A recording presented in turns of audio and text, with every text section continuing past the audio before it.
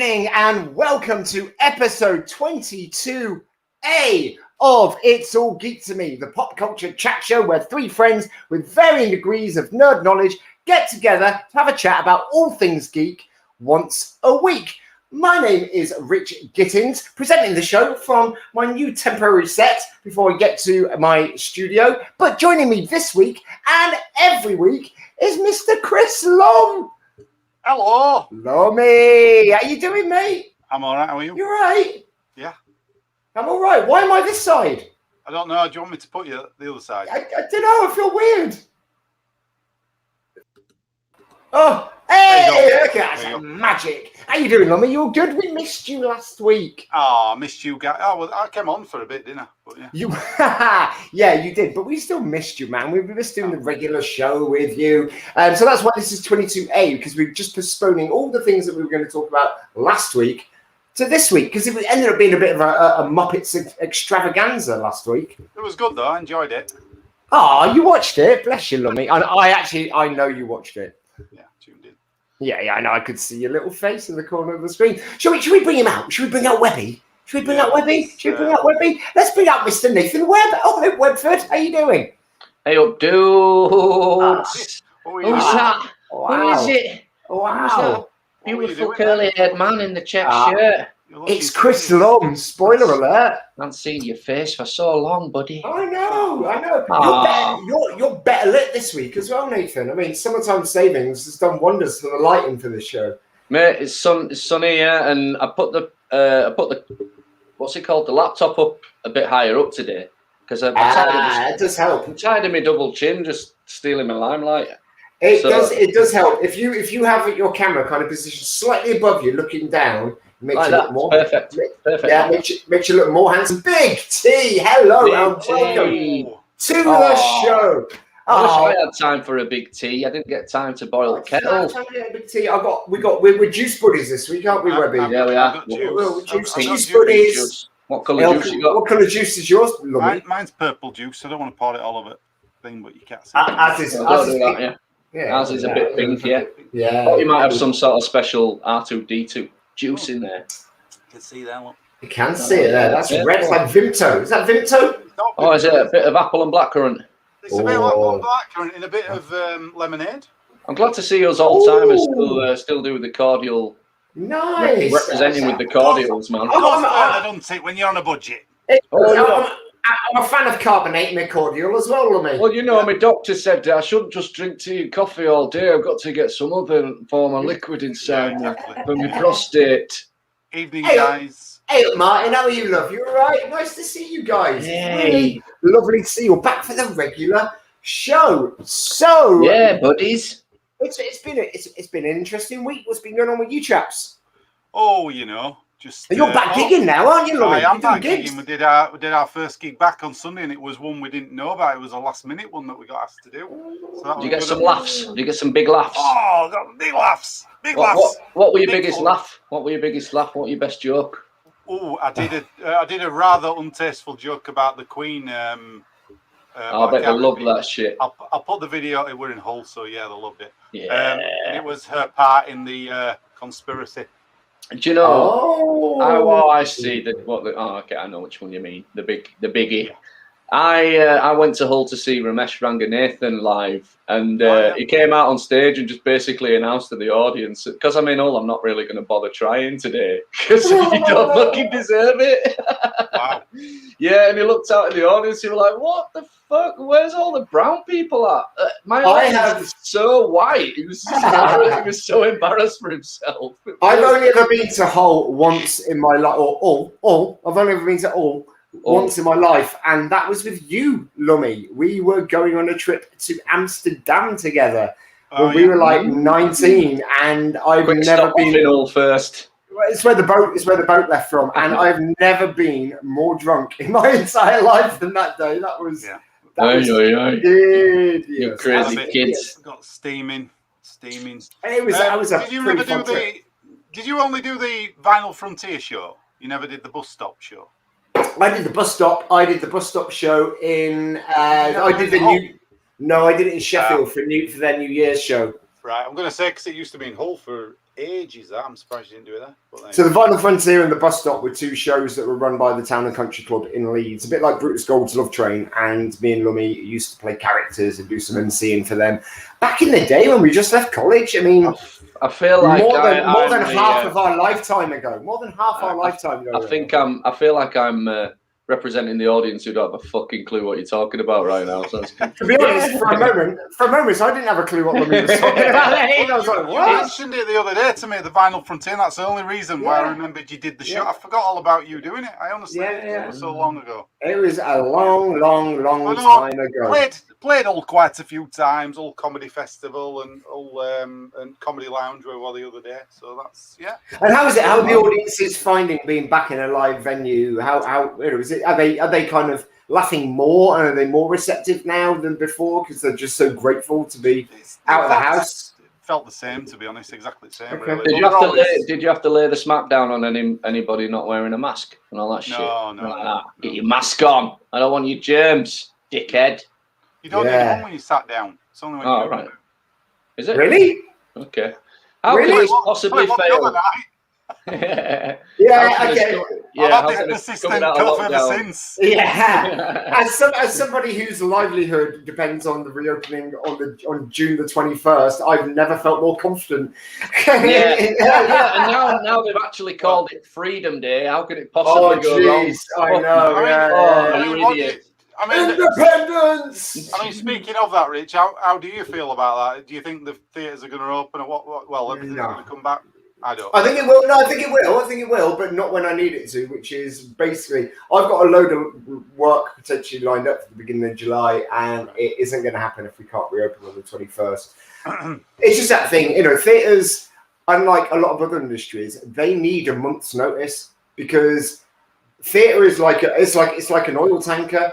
It's a huge beast. It takes so much preparation for it to be able to, and they're already preparing for theatres to open. So for them to now close or not be able to open, it's just it's going to screw everybody up. I know a lot of the producers are a little bit scared and frightened off. I know a lot of producers who just left the industry. I mean, like multi-million-pound show producers, they just left the industry after the last year. It's crazy. Do you know, weirdly enough, I found myself watching on Netflix last night. There's a documentary about the Monty Python gig at the O2. I was there. I went to it. I know you were. But this is all behind the scenes, right? And what's really freaky about it is, you're right, that whole putting the show together, it really does show you a lot of the early rehearsals, how they're all getting on. But at one point, what was really strange was they started to take the mickey out of Terry Jones, saying, he's a doddering old man and his memory's going. And, he's admitted it. And he's still, at this point, he was still in complete control of his faculties. But he'd said to them before they started rehearsing that his memory was going. And then after the show, because of the show and the trouble he had with learning his lines and remembering his lines, he went to see the doctor shortly after. And that's when he got diagnosed with the dementia. And but it was quite an interesting documentary, man. They're just blatantly telling the truth about that. We're doing this because basically, did you know this? Money. This guy, no, it wasn't just money. It was money. I thought it was John Cleese had a big divorce. No, there was some fucking journalist who was suing them, and he just kept suing them. And they're going to get like millions of pounds out of them. So they got together as a team and decided the best way to do it was to do a few gigs and pay this massive debt off that they had. Why was the journalist suing him? What have they done for him to...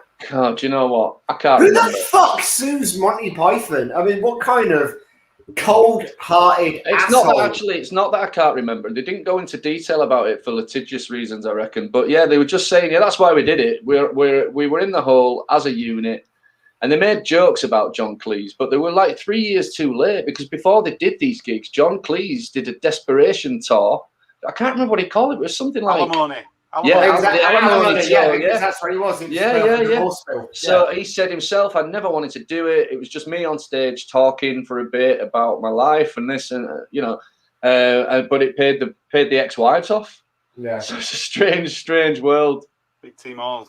Fingers crossed. Yeah, thanks, Big T. Cheers, man. Thank you very much. And anybody, if you want to leave a comment down below, feel free to comment. Go over to our YouTube pages and like and subscribe and all those sorts of things. So we're building a community here, ladies and gentlemen. Is there anything in the news this week?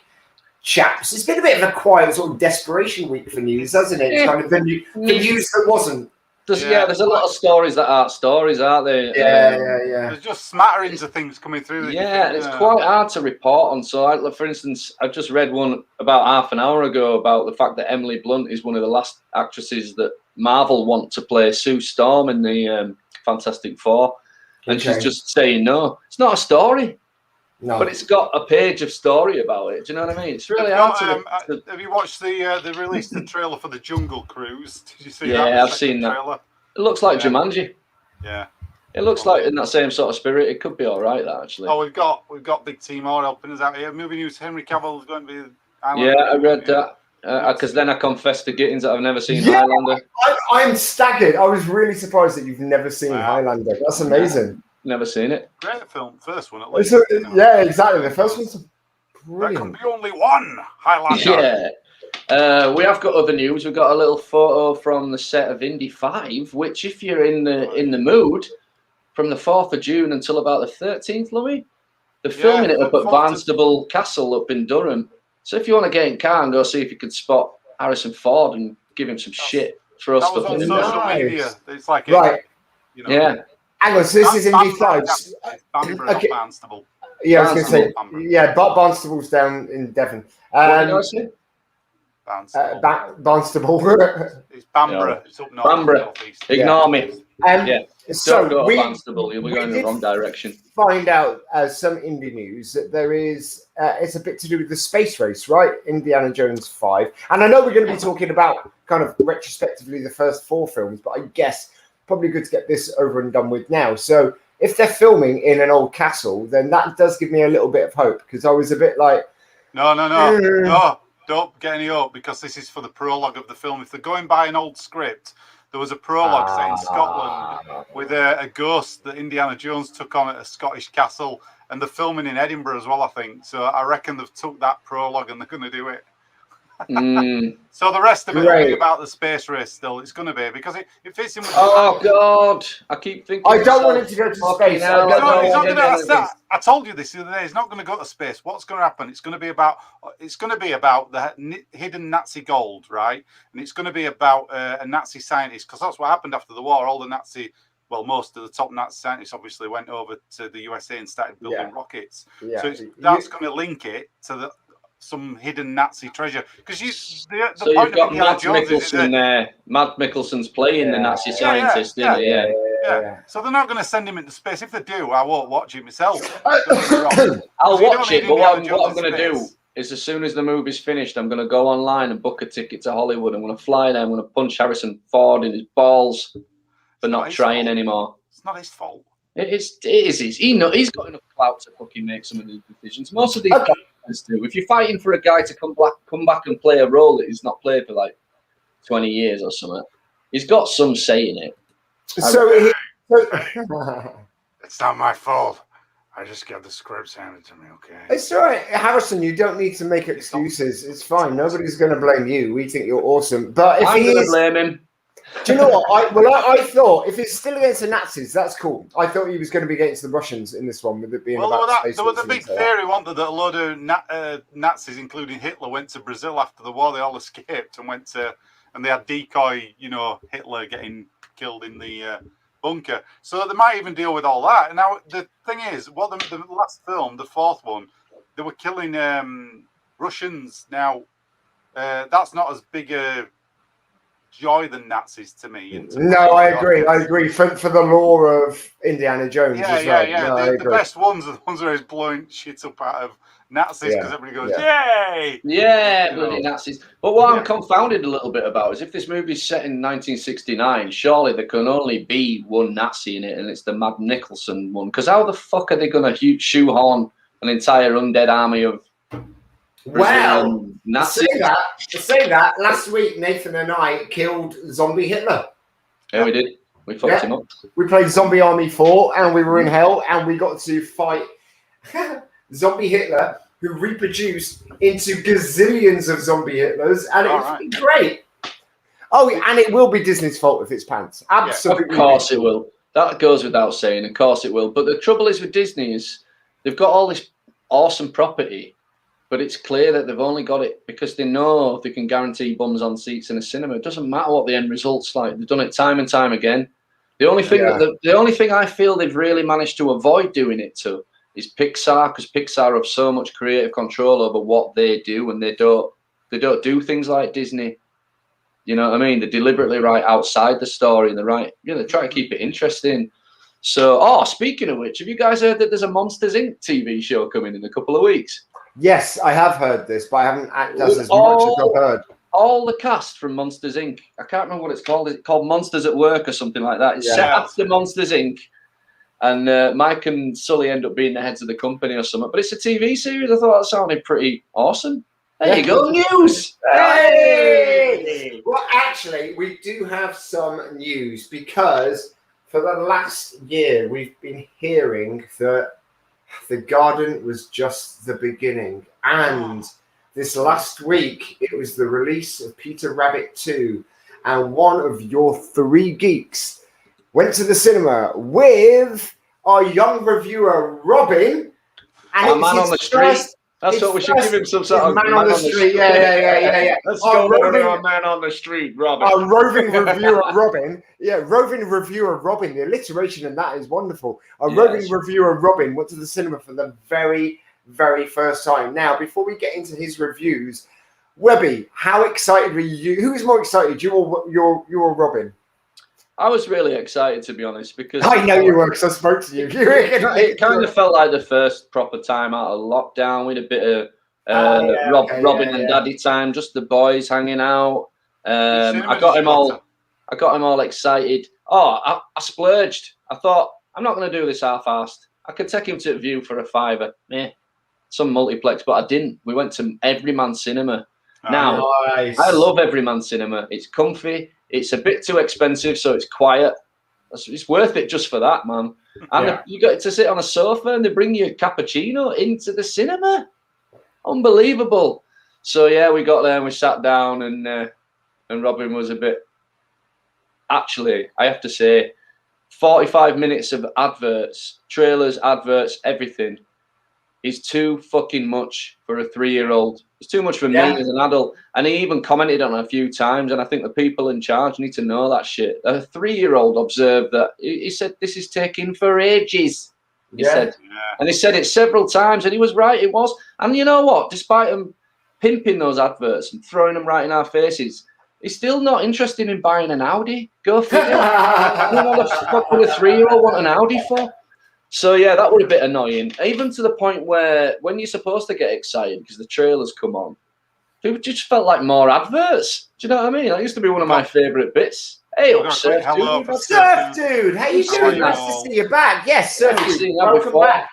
Oh, it's nice to see you on a Tuesday night, because you didn't know that we were shifting nights. So thank you very much. Welcome, buddy. It sucks, right, totally. Especially absolutely if it's a sucks. That's a kid's film. That's ridiculous. Oh, are you living in the what's it called, Windermere? Then I wonder.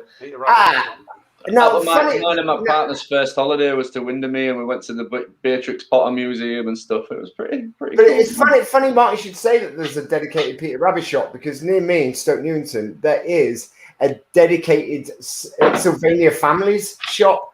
I mean, it's like the most niche shop in the world. I've never seen it open, but it's painted like a Sylvania Families shop, and it's got all of the models, all the figures in the window. It's not dusty. It's kept really clean.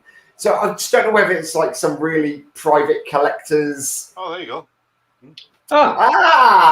Nice. Okay. Cool. Fantastic. Well, that is a weird one, the Sylvanian Family shop. I mean, it's bizarre. It sounds like Willy Wonka's factory. You never see anyone go in, and no one ever comes out. It's never open, absolutely. But it's still in business.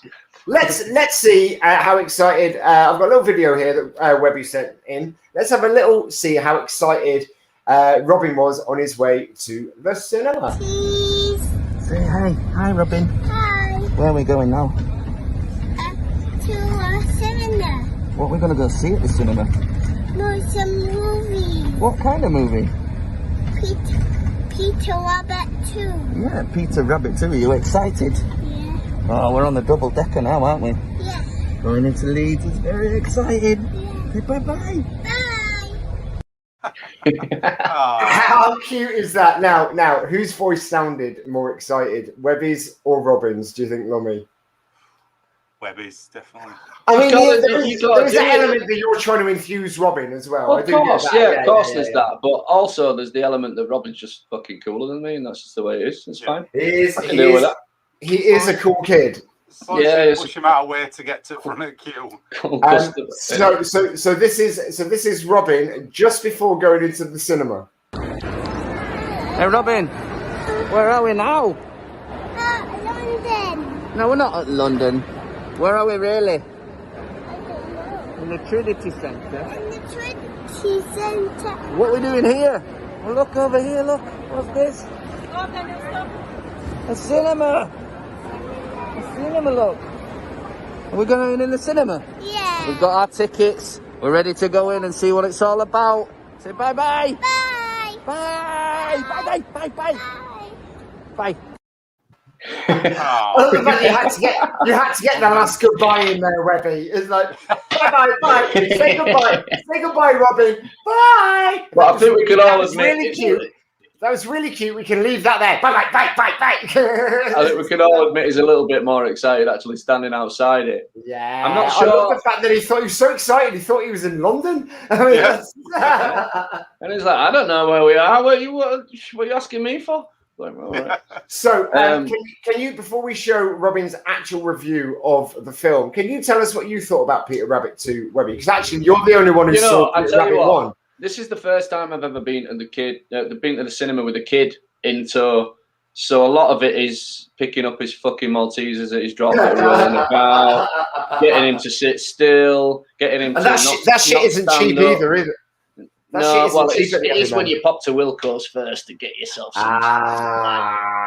Yeah. That's dad thinking. Dad thinking. You gotta do the dad thing. They don't even care anymore. They don't check your bags or nothing. But anyway, did somebody have to come out and do that speech at the Everyman? You know, where they come out? Oh, I went once and I felt so sorry for him because that's the kind of shit we had to do at the cinema.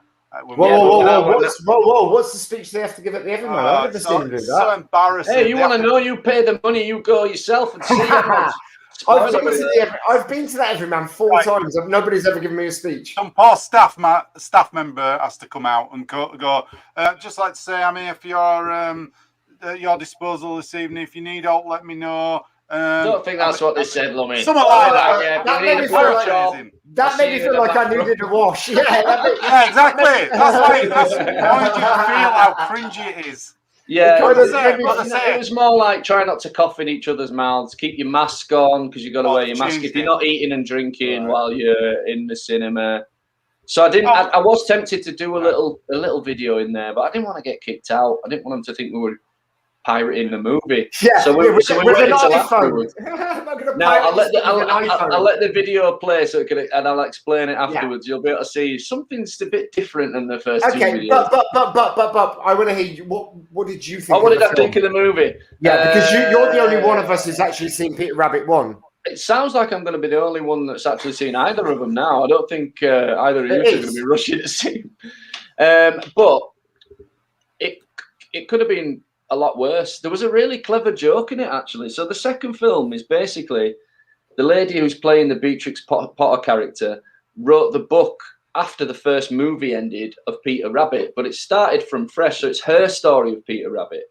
So she's playing a version of Beatrix Potter, and she's signed a deal with some big company in London, publishers in London, that are trying to get her to change the stories to fit in with the modern crowd. So they want to see Peter Rabbit in space. They want to see Peter Rabbit in hip-hop baggy clothes hanging out with bitches. Yeah. And all that. And she's sort of going along with it. And her boyfriend's saying, no, this is your story. Don't listen to him. Do what you want. Sort of thing. There was quite a clever joke in the middle of it when she was talking to the producer. And she said, well, what we don't want is for them to remake this for the modern age in a different way that is probably made by some American, and then sort of winked at the camera sort of thing. Do you know what I mean? It was a very self-referential joke.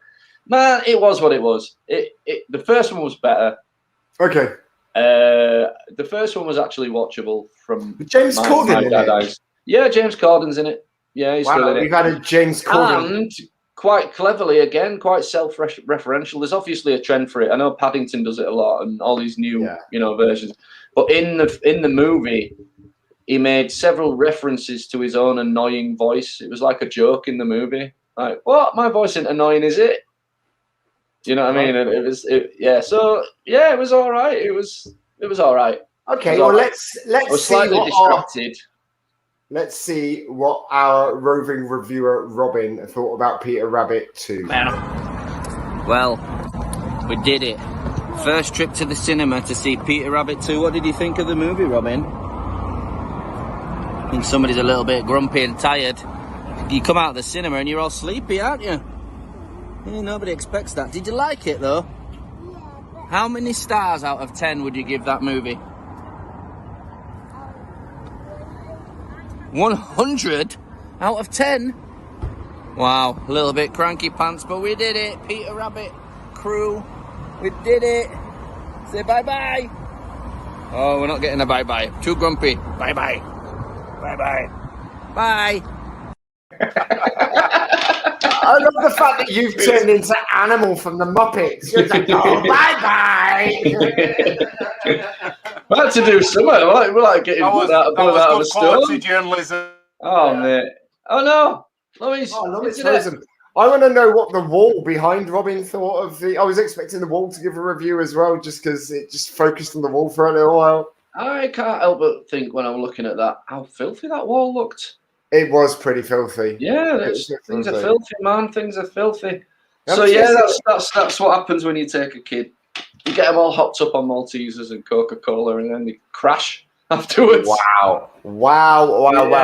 I mean, what was he like the next? I mean, how has that scarred him from going to the cinema for life? 'Cause the first time I went to the cinema, it was see Jaws 3D, and I fell asleep during it. Do you know what, man? To be honest with you, I think that he gets the cinema. Mm-hmm. But the next time I take him, I'm going to take him 45 minutes after they tell me it starts. I'm not making him sit through that. He was bored as shit by the end of it. Really lost a lot. You know. Yeah, no, I get it. I'm sure that contributed to the grumpiness as well later on when we came out of there. So why did you go so early, if you don't mind me asking? It wasn't early. It was we went to a 12:45 showing. Yeah. Yeah, and so. That's And what time did the film itself start? What, 1:30? Jesus Christ! Yeah, about 1:30. Wow. Okay.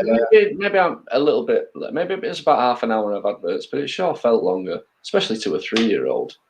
You've had a kind of a James Corden-tastic week this week because you also, well, we've all, I don't know if Lummy watched it. I think he probably has. With the Friends reunion show. Do you know what? I am proud to say that I popped my cherry with that. Everyone was skeptical. Yeah. Everyone was like, nah, fuck that. It's going to be shit. I said, I don't care if it's shit. I want to see my friends. I want to see them. It's been a long time. I don't care. I know it's going to be cheesy. I do not care a fucking toss. And I swear to God, an hour and 45 minutes flew by like that. Mm-hmm. It was cheesy as hell. Yeah. No doubt about it. No. Like, proper cheesy. James Corden was only in it a tiny bit, so that was a benefit, you know. Just so Lummy, a couple of bits that we. Sorry, just totally like packed in. Then had to reset. So. That's all right. Just so you know, Lummy, we're on to the Friends reunion as it's a James Corden link. So you've seen my it as whole, well. My whole thought process behind it was like anybody that says, "Oh, this is too cheesy," or "No, that's not for me." You're obviously not. You've forgotten what Friends is all about. It's always been cheesy, and I wanted that. I wanted that cheese attack. I think the biggest criticism I heard from people not wanting to watch it, and both of you actually as well, was the fact that James Corden was hosting it, and that is why man, that guy has to spoil it. Yeah, but that was a pleasant. He didn't. That was a pleasant surprise. He wasn't in it that much, and when he wasn't that. It wasn't, the spotlight wasn't on him, so it wasn't really, you know what I mean? Except for the start bit where he did that thing with the fountain, where he came on and went, oh, there's a fountain, it's really loud. I'll just turn it off, watch what I do here, guys. You could have called that out, mate. Like I said, I was expecting a lot more cheese, to be fair. I tell you what did blow my mind, though, was when you find out that Jennifer Aniston and David Schwimmer had a crush on each other. Oh, yeah. And the show, Yeah. instead of actually getting together, they decided to channel all that love into Ross and Rach. I was like, that properly blew my mind. I was like, I didn't think they'd be able to pull anything out that I didn't know already. You know? No, but how funny was Matt LeBlanc though when they were asked that question and they were like, no, and he went, bullshit. And they were like, no, it was good. It was good to watch. It was good. It was interesting. I liked the read-throughs. I really liked them. I think. Me too. As well, aren't they? When they were doing that read-through. And I didn't. I really. The trailers made it look like we were going to watch Matthew Perry need to go into fucking rehab by the end of it, but it wasn't like that at all. And he was a bit slurred, and he was a bit slow, and he didn't say very much. But I thought he was actually. really awesome. Okay. Did either of you cry during the Friends reunion thing at all, or a little tear, get watery-eyed at all? I didn't cry. I got a little lip wobble when he got upset at the end. Yeah. So it was. I actually shed a tear about Matthew Perry because when you're watching Friends, when you're younger, everyone's like, "Oh, which friend are you?" And I always wanted to be the Matthew Perry, or in all honesty, I'm more like Ross, actually, like in hindsight. You're more like Joey. You're a dumb actor. I meant like a real control freak, kind of slightly uptight. I think that's the best thing about it for me. This show works on so many levels for me. It cheers me up when you're feeling blue, but I see a little bit of myself in each character, including the female characters, because they've just got those idiosyncrasies, haven't they? But well, you used to have Rachel's haircut, so that's I'm still trying. Now it's back in fashion. I'm just looking at comments. We got it's just about the freezer. What's that say? They should have got guns to their live instead of on Zoom. But they did sort of apologise. I felt like that Zoom call was a bit awkward. It was the most awkward. It was. I agree. The most awkward thing for me was Phoebe doing the thing. Smelly cat. But then all the other people joining in with it, and you're like, she looked like she was like wanting to crawl in under her. Yeah, she wasn't that keen on that, was she? Just going back a second, the bit that made me wobble, and I knew I was going to wobble about it, isn't because of what happened. It's because of what has happened to him and what is still happening to him. It's the fact that out of all of them, Matthew Perry is the one that is fucking tormented by this. He's never had a role as big as Chandler. He's never been as considered at the top of his game. He's one of those comedians that beats himself up over every fucking joke that doesn't land. And I really believe that that's what makes me feel really sorry for him, is that he can't just enjoy it. You know what I mean? No. Good stuff. Have you ever seen Studio 60, a series called? I did. It was absolutely brilliant, and it was cancelled straight away. It was amazing in that. Yeah. I mean, let's face it, though. All of them, apart from maybe David Schwimmer, that was them at the top of their game. None of them have done anything massively big after that. Really. They got to the top of their game, so they reached such heights of fame so quickly that it's really hard to outlive that. But I don't think they necessarily do. Obviously, Jennifer Aniston and Courtney Cox have done really well. Courtney Cox has had about 3 TV shows herself since this. Jennifer Aniston's still in movies. Lisa Kudrow pops up in some of the coolest indie flicks you ever. Have you ever seen a movie called Easy A with Emma Stone? It's a great romantic comedy. It's proper John Hughes inspired, and she plays a teacher in that, and she's great. The one that really surprised me was David Schwimmer's role in Jesus. No, Band of Brothers, the Henry Winter story. Yeah, exactly. I mean, what an incredibly different character he was playing in that, and what an asshole he was. It was just, it was a really interesting. I mean, even Matt LeBlanc's done thingy, hasn't he? That episodes. Episodes is a brilliant series. I loved Episodes. It was a hidden gem, and not many people watched it, but it was just a really interesting concept. He plays a really good alternative version of Matt LeBlanc, doesn't he? Yeah, exactly. Yeah, that was a fantastic show. Completely agree with you. Rich, if you've never seen, did you see Studio 60, Rich? I knew about it. I didn't see it. Oh, right. It's a cracking show. It's set on a Saturday Night Live type show that has to go out live every week. So the whole week they spend building up to this show and all the things go right. It was really good, really good. So what were your... Go on, Gummy.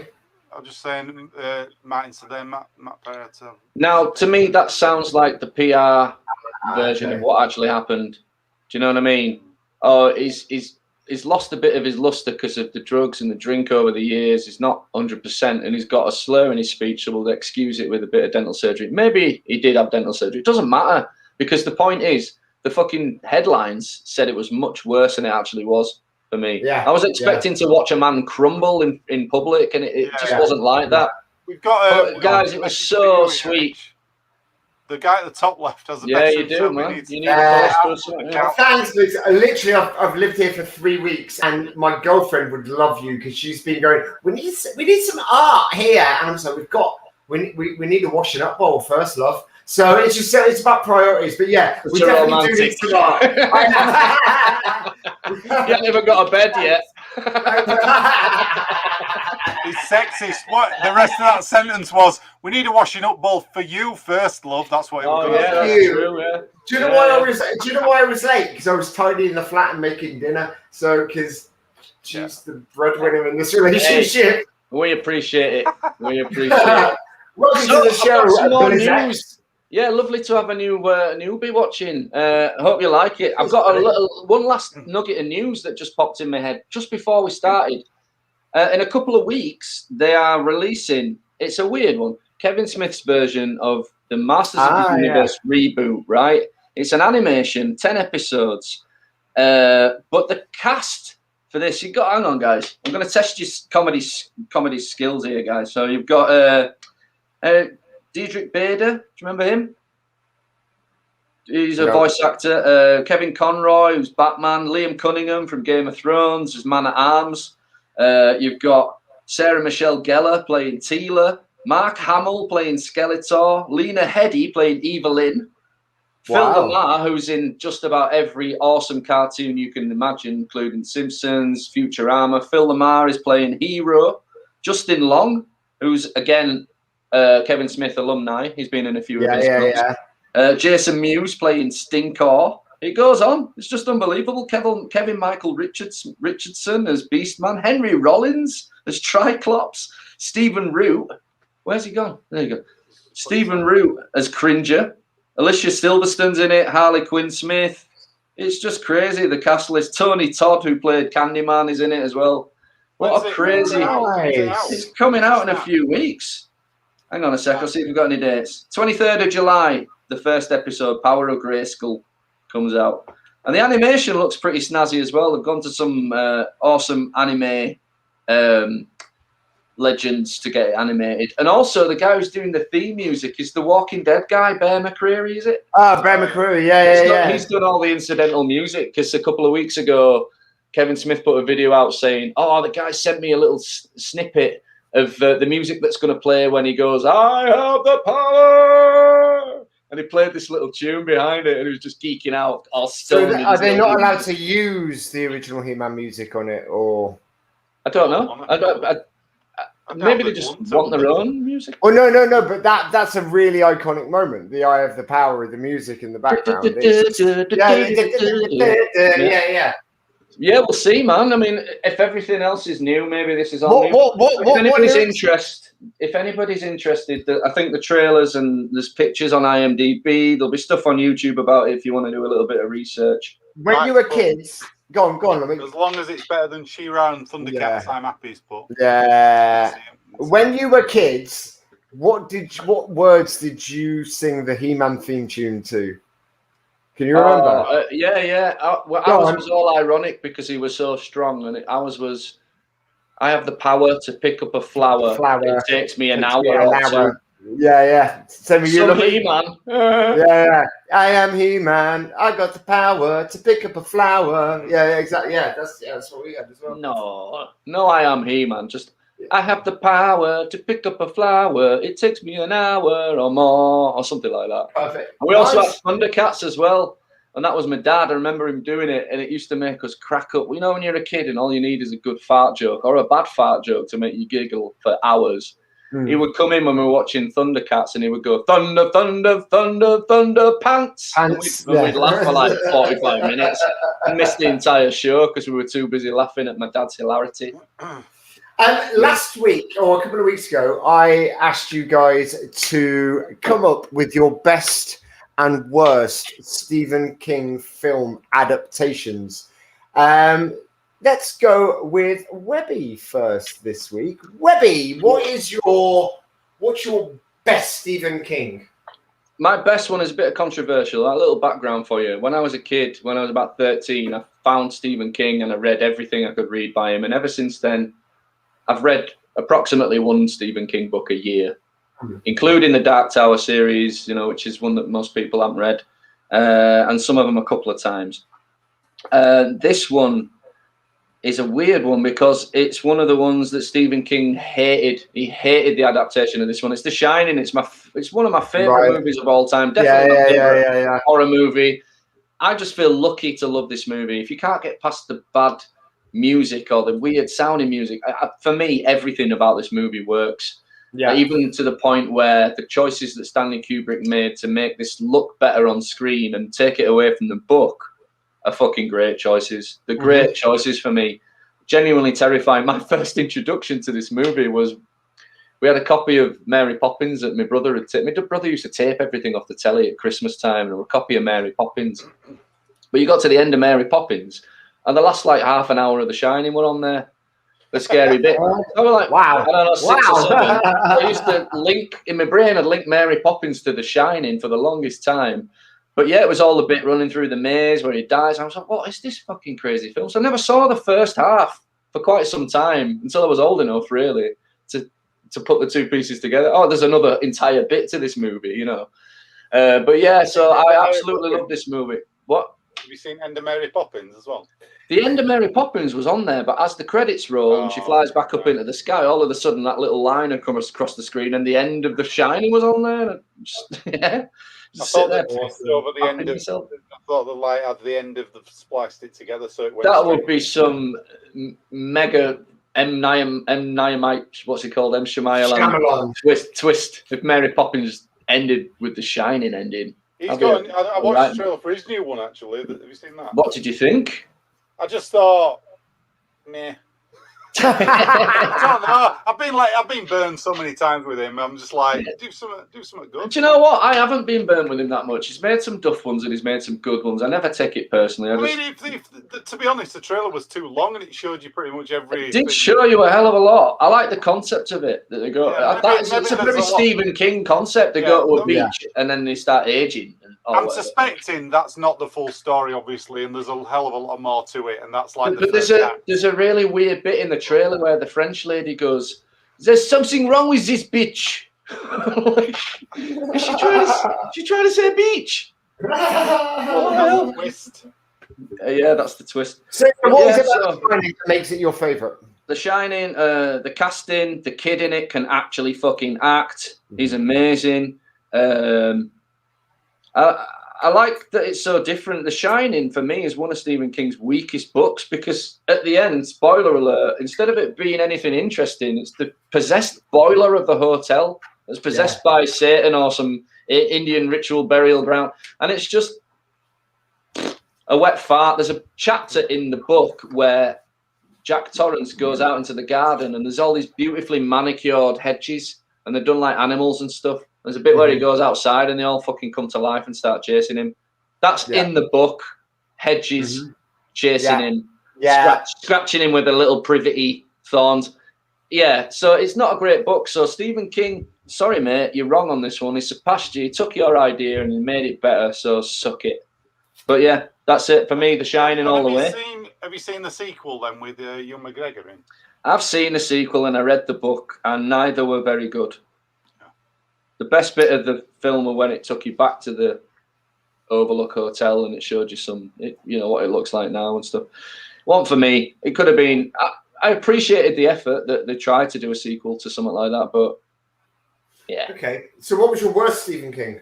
My worst one, for completely different reasons, is The Dark Tower. The Idris Elba, Matthew McConaughey. Okay, miscast film. And I'm not because the main character isn't black and they put a black guy in it. Nothing to do with that. It's a mismatched film. So basically, The Dark Tower, I can't explain it to you in detail enough to make you see what's so good about it, because it's like 7 books long. And when he first started it, the first book, which most of The Dark Tower is based on, The Gunslinger, he wrote that about 30 years before it started getting good. He didn't know where it was going, and he says to you at the end of the book, I don't know what I'm doing with this. It's just this idea I've got. But what's magic about this story is, I don't know if you remember, a fair few years ago, maybe 25 years ago, Stephen King got knocked over on his daily walk, and he nearly died. He was in a coma for a long time, and he woke up, and the first thing he asked for when he woke up was a pad of paper and a pencil. And the rest of the fucking Dark Tower, he'd only done 2 or 3 books in the series, and the rest of it just came flowing out of him. It's just this magical moment. It's his Lord of the Rings. I mean, Misery, all the good stories he's done, great. The one that you're missing out on if you've never given it a chance is The Dark Tower. Is phenomenally good, and it just gets better and better. It's an epic that's actually worth investing in, and that's why this film is such a letdown. It's only about an hour and a half long. Doesn't cover anywhere near the amount of ground it needs to cover to make you be sympathetic with the characters. It doesn't. It fucking sucks. It sucks.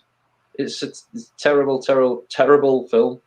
Imagine being the person that, like, you run someone over and then you find out you've just run over Stephen King. I mean, do you know, there's a clever, really, really, one of the most clever self-referential bits of writing I've ever seen is around about the 6th book. Stephen King brings that accident into the Dark Tower series. Okay. The characters from his world, from this other world, end up learning about Stephen King and that they're created by him. So they set off to find our world, to find Stephen King, to ask him how the fuck they're meant to get out of the situation they're in. It's a weird, really bit of dodgy writing that could go either way, but it makes it work. Sounds like that terrible episode of Red Dwarf where they go to coronation. Yeah. Oh, yeah. No, it is a little bit like that, Lummy, except he makes it work because his writing's so believable. And nobody's more surprised than Stephen King when his fucking characters show up on his doorstep. It's the way he sells it. It's unbelievable. It sounds weird as hell, but this is only a tiny, tiny fragment of the story as well. It's just incidental to everything else that's going on. I can't explain to you what a magnum opus this fucking series of books is. It's just incredibly good. It's really good. So that's why it's such a letdown. For me, what they should have done is do a Game of Thrones on it and make a series of it. Give it some time. Let the story develop. Let the characters develop. Instead of just rushing through it. Everybody hates. Yeah, of course. Make you wait till the last series and then just take a big dump in your mouth. That's what they should do. Never watched it. I've still never watched Game of Thrones. There you go. Stephen King, I mean, yeah, he's done some good. Occasionally, somebody gets a good film adaptation out of him, but I think the trouble is with Stephen King is you get to a point in his books where the ending comes along and you're like, this is a really stupid ending. It's a bit, like, honestly, a lot of his books, you get there and you're like, what? Okay. And they've never been able to translate that into the movie world particularly well. Do you remember It Chapter 2, Rich, with the ending of that? The ending of that in the book is fucking beautiful. It's really well handled. It's all about growing up and spirituality and and it just doesn't work on the screen. They haven't figured out a way to do it yet. No, it doesn't. They couldn't get it right in the first one. They couldn't get it right in the remake in the second part. And it's a shame, actually, because that first film, it's a fucking great film. I mean, it's a marathon of a film as well. It's so long. And the remake, the first part, is wonderful. I mean, it's the casting of the kids in the second part is great. In the first part, it's great. It's just so well told, but it's such a difficult thing to film. I don't know whether it would work theatrically in a live setting, in an immersive thing, or there's something about the story that even makes that crappy 1993 TV make with Tim Curry in it still makes that a fantastic watch, because there's something about the characters and how much they love each other and what they're going through. It's a great idea. I mean, what's more terrifying than a fucking clown that feeds on children's fear? It's straight out of the Nightmares. Yeah, it's brilliant. But there's stuff they gloss over that was really, really, really good in the book. The homophobia of it. Yeah, so there's a gay character in the first one that gets killed and pushed over a bridge. Oh, no, he gets beaten up by a bunch of thugs and pushed over the edge of a bridge. And while he climbs out the canal, Pennywise shows up and gets him and is a fully grown up. You know what I mean? It's just terrifying. It's just terrifying. Yeah, they touched upon it in the second film, which I thought was a really nice thing. But there's another thing at the end of it. Basically, the whole town gets washed away in the book. It's gone. It's fucking erased from the face of the planet. But they didn't really handle it like that in the last movie. Pop broth. Just go. This is Peter Rabbit. Pop not broth. Welcome back. You've missed our review of Peter Rabbit 2. Little Robin went to see it, but you can catch up later on. Our roving reporter Robin went to check out Peter Rabbit 2 earlier on in the week, and he's got a 3-part review just for you, Pop Not Broth. So welcome back. Lummy, your best Stephen King adaptation. Right, I've gone for Stand By Me. Great film. Yeah. Great easy to forget that's a Stephen King. Right, yeah. I actually discovered that was Stephen King about 10 years after I watched it, because I watched it when I was a kid. It's based on one of his short stories. A lot of them are actually. I think it's from the same book as Shawshank Redemption. Yeah. It's called The Body, the original story, and it's quite dark. It's a brilliant film. Great film, good cast. I tell you what, I read about that this week, Lummy. Did you read this? So Will Wheaton gave a very emotional performance in that film. Do you know why? What he said recently? No, go on. It's because his parents were so fucking awful to him. He constantly had a source of misery to draw on. They forced him to be an actor. He didn't want to be an actor. They got him in all these bloody things he didn't want to be involved in, and he just could create tears on tap because he was constantly frustrated and miserable with his life.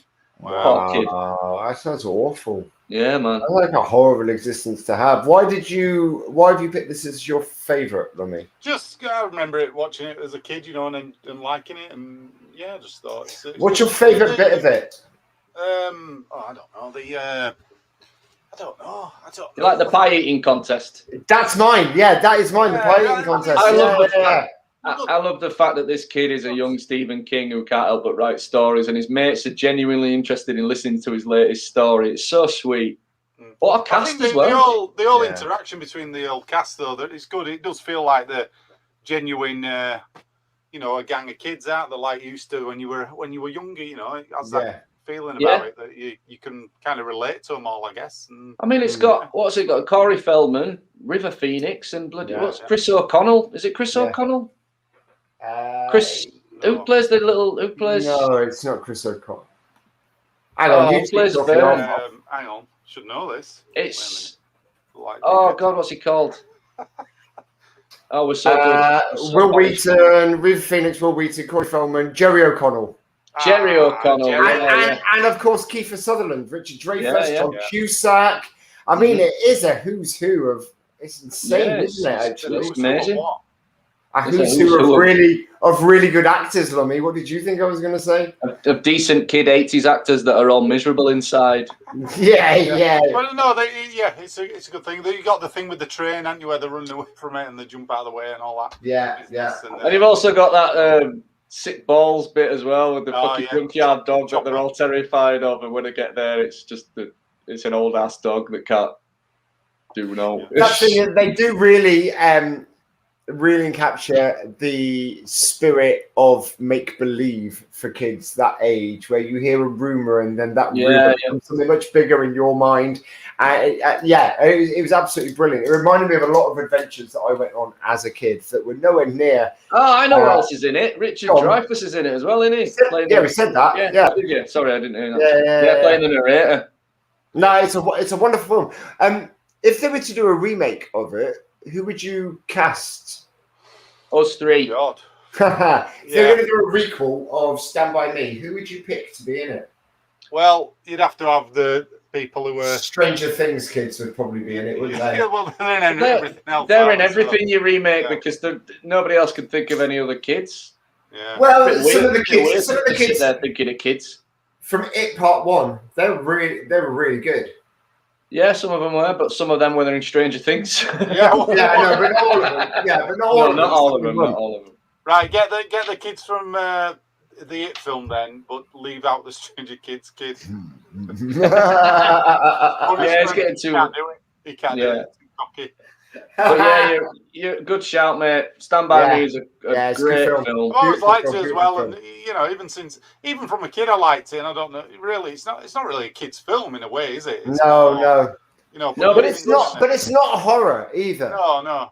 But it's a great premise, like you say, that adventure aspect. That do you want to come and see a dead body? I've heard there's a dead body. Everything's based on rumor and fear and getting there. You know, and there's the fucking kid who's like, when they're talking about the supplies, and he's like, I brought the comb, and you're like, oh, dude, what? No, you different. Once we get interviewed, we want to look nice, right? We want to comb our hair. It's a coming of age film, and it's just such a beautifully, Okay, so what's your worst Stephen King, Lumster? The worst one, I struggled picking this, but I picked Christine. Terrible. Right, just because, I mean, a car that comes to life. A car, and I mean, I've had loads of cars, and they've all been shit, but they've never killed anybody. And any of them come to life? Talk to you a bit. Well, no. Sometimes you did you did something like the glove box open, and you thought it's like Herbie the horror film, isn't it? Yeah, Herbie the horror film. But I just think this is a killer car. Just go indoors and get out of the way. Do you remember? Lock the garage. Like Jaws, don't go swimming. If there's a giant shark, don't go swimming. You won't get eaten. See, I don't, just in case there is, because of that fucking film. Yeah. So you won't get eaten by a shark. Well done. I know what you're saying, yeah. Makes sense. But the thing is that, do you remember that bit in Family Guy where Stephen, it cuts away to Stephen King in his publisher's office, and publisher's like, right, Stephen, what you got for me now? And he's run out of ideas, and he grabs a lamp off the table. He goes, what about a haunted lamp?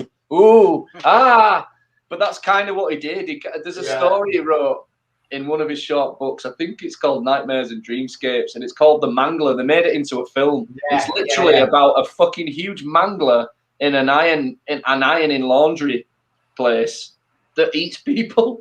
It's just like, what? But yeah, it's a good story. Nice. But it's just, I mean, we had to pick something, but I picked that just as thought, Okay. Well, for my best Stephen King, I chose the first Stephen King film I ever saw, the Stephen King product that I ever saw. And I must have been about 8 years old, and I saw Creepshow. And Creepshow 1 and Creepshow 2 are stunning. It's just an amalgamation. Nielsen, look at that. Yeah. An amalgamation of short stories. And they were just brilliant. I get confused which ones are in which part, but there was the oil slick one where I think it's called Raft, where they're stuck on a raft. There was the one about the Indian burial ground and the statue of the Red Indian that was killing people. There's all these brilliant little Native American short stories. Native American. Absolutely right. About Native American watching. No. You're absolutely right. Native, the unintentional slip up there. Native American, although that's not what it's called in the film itself, because they were less PC then. But no, you're absolutely right. Native American. Loads of really culture. We're getting cancelled now. Loads of really cool short stories and films, and they were just brilliant. They're really all tied together by a terrible puppet. A puppet skeleton that's telling the stories, and it's just fantastic. As a kid, I was just, what the fuck is this? And feed more of it into my eyeballs. It's brilliant. Do you know, going back to being a kid, though, one of the things that drew me in with that movie is it was back in the day where a lot of time was spent in the video shop looking at the goriest cover. And that had that skeleton on the front. It drew you right in, and it made you want to watch it. Well, it looked like it was artwork from an Iron Maiden album or something like that. It looked like Eddie, the Iron Maiden. Yeah. You know what? You just hit on something that should do that. With all the streaming services, Netflix, and everything. There's just scan the original boxes in for the things, so that's you can flip them over on the screen and read them. I tell you what else they should do if they want to draw more movie geeks in. I know some streaming services are doing this, but not all of them are. They want to put the extras on with the movie. The other night I put This Is the End on, the Seth Rogen movie, just because I wanted something like that. It's a great film. It's a good film. The bloopers are hilarious as well. That's what I'm saying. I was waiting for the bloopers. I wanted somewhere to find out to go on YouTube and watch the bloopers, which are fucking hilarious. Absolutely hilarious. Go But back yeah. to Friends. The Friends bloopers were very good as well. The ones where they were fucking each other up. The bit where Joey kept running in and wasn't making the thing on time, or the seat kept falling over. And Matthew Perry could hear all of this laughter coming from the set, and he was like, I don't want to miss out on that. So the one time that he gets it right, suddenly Matthew Perry comes running in and tries to grab the chair before him. I'd have rather watched more bloopers on that show than James Corden. They could have cut that Corden time and give us some more bloopers, couldn't they? But did you say he was the producer of it? Did you say he produced it, Lummy? Yeah. I honestly don't think it was too Corden heavy, and that's coming I from don't a think it Corden was. hater. However, do you know the coolest thing about that blooper reel was the amount of time it took me to find that blooper reel, right? So they started releasing each series of Friends on DVD. And at the time, I worked in a DVD shop, so I started buying them with my staff discount. You get to number 10 box set, right to the end, and there's a disc with about 45 minutes of just uncut bloopers from every. It blew my mind, man. I was like shouting it to people, trying to get them to watch it. It's like a gold mine here. Now they're all on YouTube, which is fair enough. But bloody hell, the amount of time I waited for them to come out, it was such a sweet little extra bonus to find. That was really, really good. And my worst Stephen King, and this isn't his fault at all, but it's The Lawnmower Man. And that's not even a Stephen. It's actually not a Stephen King story. He wrote a short story in 1975 called Cyber God, and the writers of Lawnmower Man took it. Basically, both films involve a gardener with a lawnmower, right? And they were saying that it was based on Stephen King's film, and he was like, "Nah, you're not getting away with this. It's nothing to do with me." Until the home movie came out, and the actual title of the film was Stephen King's Lawnmower Man. And he successfully sued the shit out of them because it's got nothing to. It says it there on the poster. It's got nothing to do with him at all. Nothing to do with him whatsoever. Pierce Brosnan's in it as well. Jesus. Yeah, I know. That's yeah. So that's all. So the thing is with Stephen King is he did some really baffling things with his own properties. He sold some rights to some stuff for like tuppence. So people are allowed to do whatever they want. You can go on his website and you can get the rights to a short story that's not been made and make it yourself. For $1. Do it. Which I kind of still think we should do. We could do it. Yeah, we should. Let's do it. Pick one, Lumb. You pick it. I'll let you pick. You pick it. And we'll just make it. We'll show it on the show. But so that was it. That's my best and worst Stephen King. That's all of our best Stephen Kings and our worst ones. What's your best and worst Stephen King film? Let us know in the comments below. But no, not yours, of viewers, the communities. But now, and we deliberately left some good ones out, guys. Oh yeah, I mean, fucking Oscar-worthy, Oscar-winning stories. You know, some good shit out there. So Misery is awesome. I almost picked Misery. That's a great film. Don't take the ones I were going to give them. You know what I mean? Oh, sorry. Yeah, absolutely. But it's time for, and we've been kind of looking forward to this for a long time. It's our Indiana Jones retrospective. We are going to be having a look back at the three Indiana Jones films, and the one that nobody really likes. But, gentlemen, Indiana Jones. When did you first see Indiana Jones? And which? Nat's just popped up. Close contenders, Nat. Close contenders for me. Green Mile is such. I mean, book and film are equally as beautiful. Really, really. What those two films have both got in common as well is Frank Darabont's involvement in them and how he turned out to be one of those people that understood Stephen King and knew how to film it. And even made a really turdy B-movie one. Fucking excellent B-movie, The Mist. Have you ever seen The Mist? Yeah, because that is inspired. I think that's inspired by The Fog. No, it's not. It's not that. That's got its own movie, The Fog. Oh no, right, and they're completely different. They're slightly different. Completely different. The differences are basically that The Fog is full of zombies and skeleton people, but not in the book. Mist. But in The Mist, it's full of monsters from another dimension. Yeah, okay. So that's the thing. So I read The Fog. I saw the film The Fog, and it was for all these zombies, seaside town, sort of harbour town, and the ship coming in, and it was just really dark and scary. The book is fucked up. It's this fog that turns people psychopathic, and like this bit was really funny. But it's just this short story where it talks about this vicar on his way to work on a Sunday morning, goes into the church. The congregation is sat there, all in the Sunday best. He gets up, puts his sermon down on his lectern, and then he just undoes his flies, lifts up his cassock, and pisses all over the congregation. You know, and it's just like, what? It just came from nowhere, and nothing like the actual the film version. But anyway, I'm just going on. We've got Matt. Okay, lovely. Mine, Cameron. Favorite was The Stand originally. Ah, great. Yeah. Running Man. He didn't like Running Man. But again, Running Man is one that's very much like Lawnmower Man. It's not got a lot of connection to the original Sauce movie. Oh, and then we've got Big Team. Wow, nice. There you go. Nice. Yeah. Martin, the Newsstand was pretty good. There you go. All right. Yeah, the Newsstand. I've seen the first couple of episodes of the Newsstand, and yeah, it looks promising. But yeah, Nat's well into her horror movies, isn't she? So yeah, no, Nat was quite excited when she found out we were going to be talking about Stephen King tonight. Last night. But it's time for our Indiana Jones retrospective. Gentlemen, what was your first Indiana Jones film that you saw? Did you see them in order or? Nah, I saw them in order of the way they occurred in the timeline, I bet. But yeah, so the first one I saw was, I was 5 years old and we went to see Temple of Doom at the Pictures. I distinctly remember my dad making our Dan take us out of the cinema to go for a wee in the middle when he was ripping the guy's heart out and shit. There's some pretty terrifying bits in that, but the worst bit for me is the bugs bit, man. Yeesh. Having to be on set with all them things crawling up your fucking legs. Ugh. They cut a lot of it down for the UK version as well, all that stuff, because in the American version, the hand goes right inside his chest.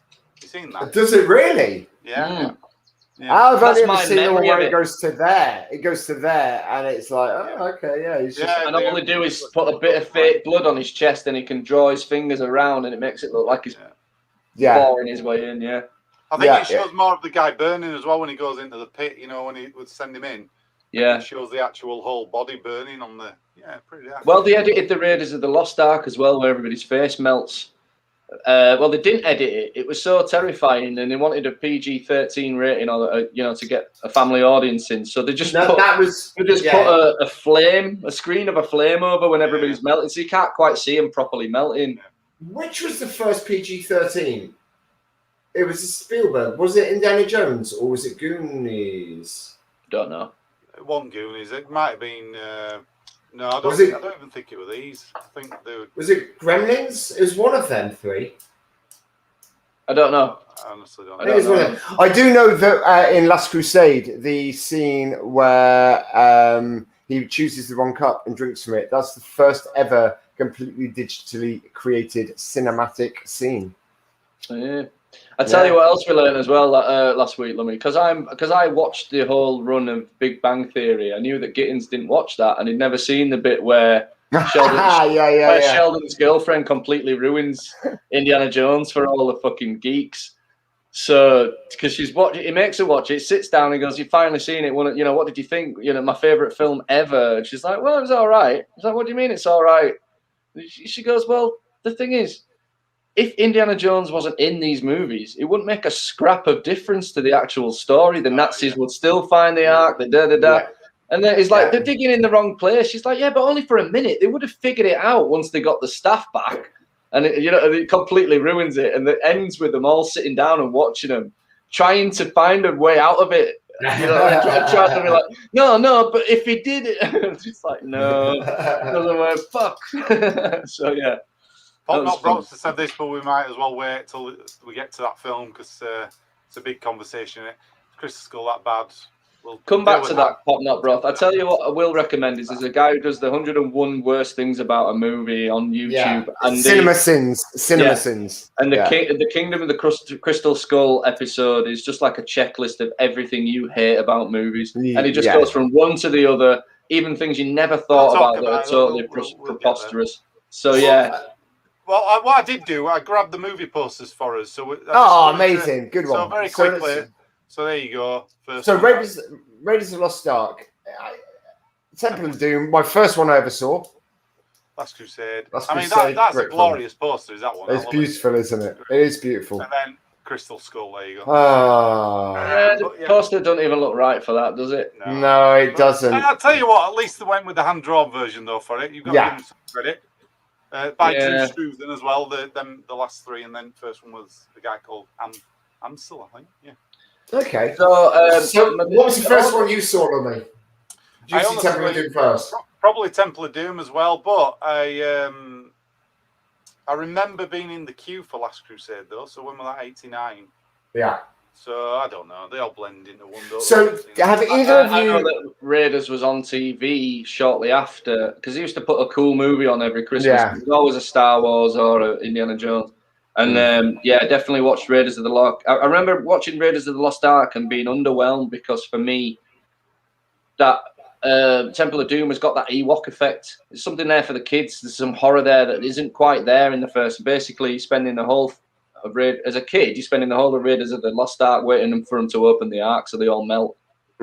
It's a little bit too technical for your average 5-year-old to get their head around. Yeah, and actually, it's funny because I love him against against the Nazis now as an adult, but as a kid, I just found that boring. I didn't get the Nazis. I didn't really understand why he was on a German U-boat. I didn't really get all of that sort of stuff. Whereas Temple of Doom, it's all about secret passageways. It's all about hidden gold and treasure, fortune. It's. You know what? Those movies. Now that I think about it, you mentioned the first one, and the first thing that pops into my head is where they go to Venice and they go to the library and they're looking for all the Roman numerals, and he sees the Roman numeral on the thing, and he waits till the librarian's coughing or putting a book away to smack the floor. And I'm just thinking, if that were any other movie, I'd be calling bullshit on that. But because it's Indiana Jones, the music and the spectacle of it, it really works. Well, you're talking about Indiana Jones and the Last Crusade there, and that is the first ever film that had to have rat insurance.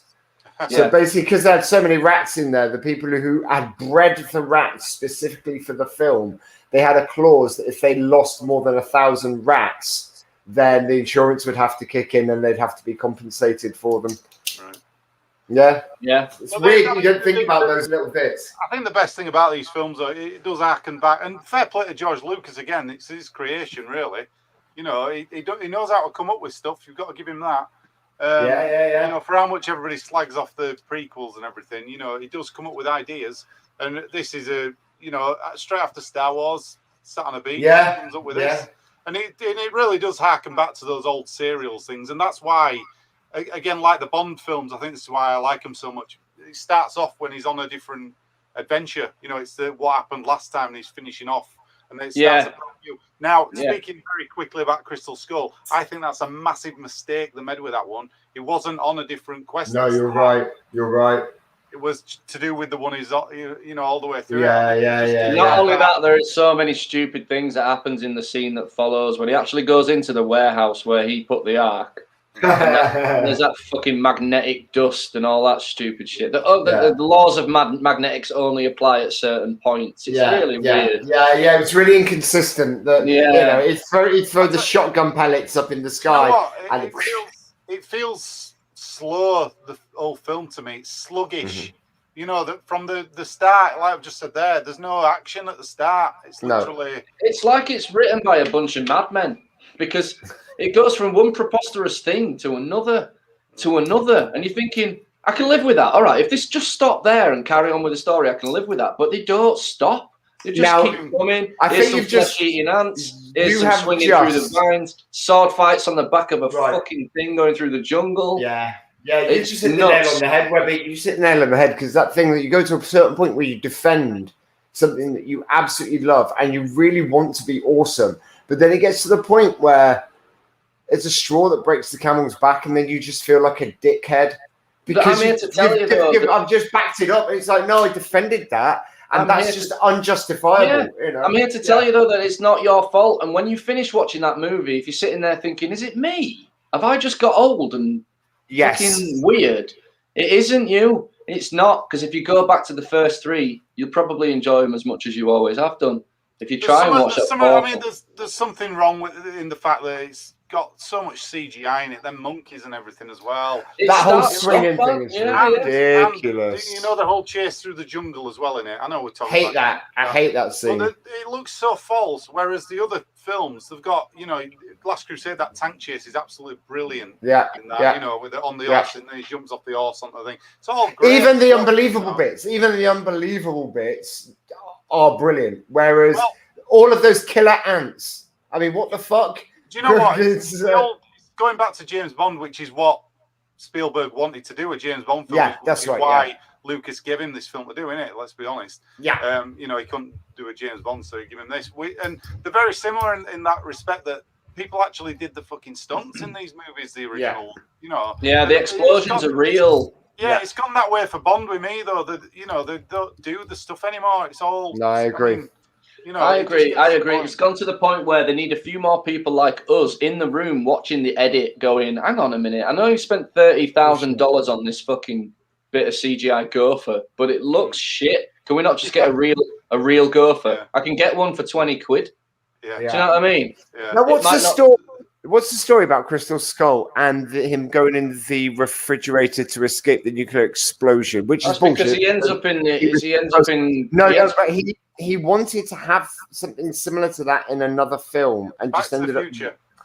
That was it, wasn't it? Yeah, That's it. Leftovers from other films that they didn't use, that they got together and went, let's shove this in here for no reason. It's like.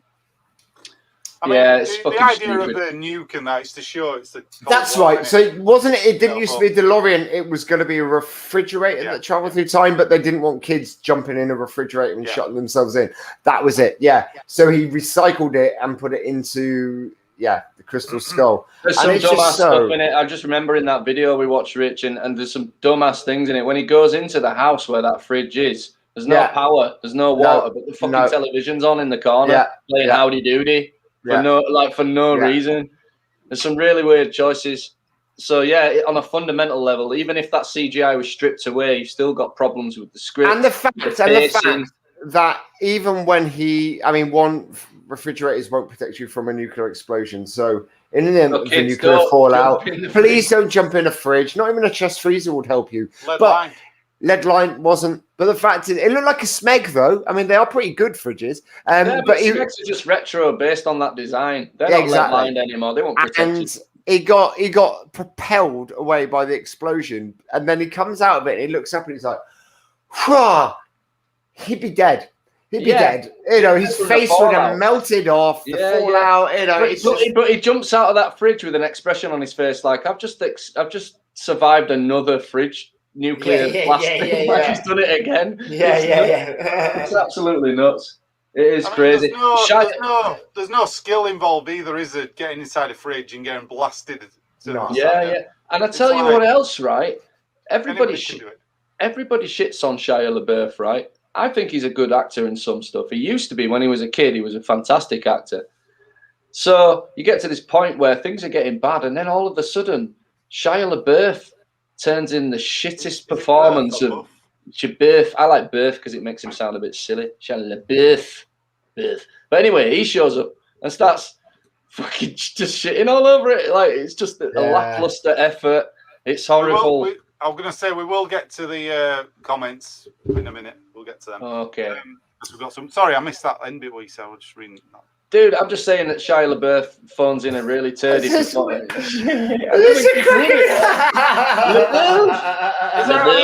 Before we you remind me of Cartman whenever you're saying Shia LaBeouf. It just makes me think of Cartman. It's making me want to say it even more. Is there any bits of the fourth one that you like though? What were the things you liked? We can't just. I like it. Sorry, go on. Well, okay. First time I watched it on a dodgy pirate, and it was awful. It was awful. It was worse than the versions of it you've seen. And then I watched it on a decent stream, on a decent quality stream, and it was such an improvement from the version that I'd seen that was the good one. And I was like, actually, this is nowhere near as bad as I thought it was, and everybody makes it out to be.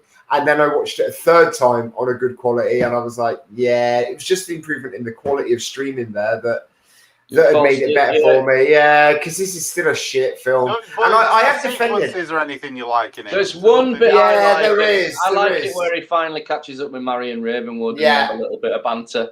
But it's soon ruined by something stupid about the fact that they go into a tent and there's 4,000 lamps on in the middle of the fucking jungle, all running off one generator, and you're like, what? What are you doing? This is stupid.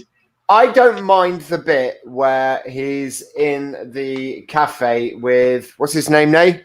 Shia LaBeouf. In the cafe, and I quite like that whole sequence. I know it got ripped. I know that got ripped apart, but I thought it was all right. As well. The bike chase. Exactly, going through the university and all that sort of stuff. I thought that was all totally fine. It looks real as well. Yeah, and it also reminded me of scenes from the Young Indiana Jones Chronicles. And as you two know, I was a big fan of that series. We got to, somebody's asked a question about that. We'll get to that. We'll talk about that in a minute. No, bring some comments up, dude, because I can shit on this movie all day long, but I'm sure not everybody wants actually said that. Did anybody watch Young Indiana Jones? I absolutely loved that series. I thought it was brilliant, and I liked the way that Last Crusade and the Young Indiana Jones Chronicles linked together as well. They were like cut from the same cloth, and I like that. The problem with the Young Indiana Jones Chronicles, it were a great show, but they cancelled it just before they were going to do loads of episodes linking all the other stuff in. Like they were going to introduce Belloc and stuff like that into it. Why did it get cancelled again? Just ratings. Money. It was really expensive to It was make. an expensive show, is what I've heard. Ratings. Yeah, It just didn't do well enough. Right. Yeah, the ratings didn't match the money they were putting into it. I'm bitter about that show because, from my memory, it was one of the first things on Sky that we didn't have Sky, so I never got to watch it, even though I really wanted to. I used to get it taped off my auntie. She used to tape me because she had Sky and we didn't. I had Sky and I watched it on there. But did you see the episode with Harrison Ford in it at the bookends? Oh, there was an episode called The Mystery ago. of the Blues, and he was in it. They asked him. Really? He was filming The Fugitive at the time, so he had a big beard. Okay. And he's in the start and the end. But playing indie. Yeah, even that didn't save it though. I might have to Google it. I might have to stick it on YouTube. I'd like to watch that. Yeah, that would be good. It's just like it was like the bookends of an episode. What was set? Mystery no, do you know what? I think Young Indiana Jones Chronicles would be a series that would do really well now. So if anybody were to try and remake that series or make their own version of it now, in the right way, i.e. in the way that it was made originally, I think that would do incredibly well, get a lot of views. George Lucas, he went in and re-edited the episodes as well, because when it was showed on TV, they had an old Indiana Jones introducing each episode. I don't know if you remember. That's right, yeah. He had a patch on his eye, and they were holding it out, you know. Yeah. And then they cut all them out of the release when they brought it out on DVD. They got rid of all them. Oh, really? Got the actors back to shoot extra scenes to link the episodes together to make 2-hour movies. Oh, wow. Yeah, do you know what? The actors were the actors were older, so the linking really jarring and really odd. But they're the guy who played the teenage Indiana Jones. I always thought it was good, Sean Patrick Flannery. Yeah, he's brilliant. You know what? Yeah. This is what confounds me about this situation we're in now. Is look, I don't think you could meet any people that hold Indiana Jones in higher esteem than we do. Yeah. So why the fuck aren't we looking forward to this new one? We've been burned so badly by the fourth one. And I can assure you, our audience, it isn't our imagination. It's not. It's a piece of shit film. It's just not. I don't know. You've got to wait for these things to come out, and but the thing is, it's. I just don't know. It's the bad taste from Kingdom of the Crystal Skull in it, but there is some pluses for this one. You've got a different director. I'm not saying Spielberg's no good, but it's a fresh pair of eyes on it. It might. I don't know if it's not that he's no good. I just think he spent so much time making different kinds of movies to Indiana Jones now. Yeah. So much time's elapsed that he's kind of forgotten.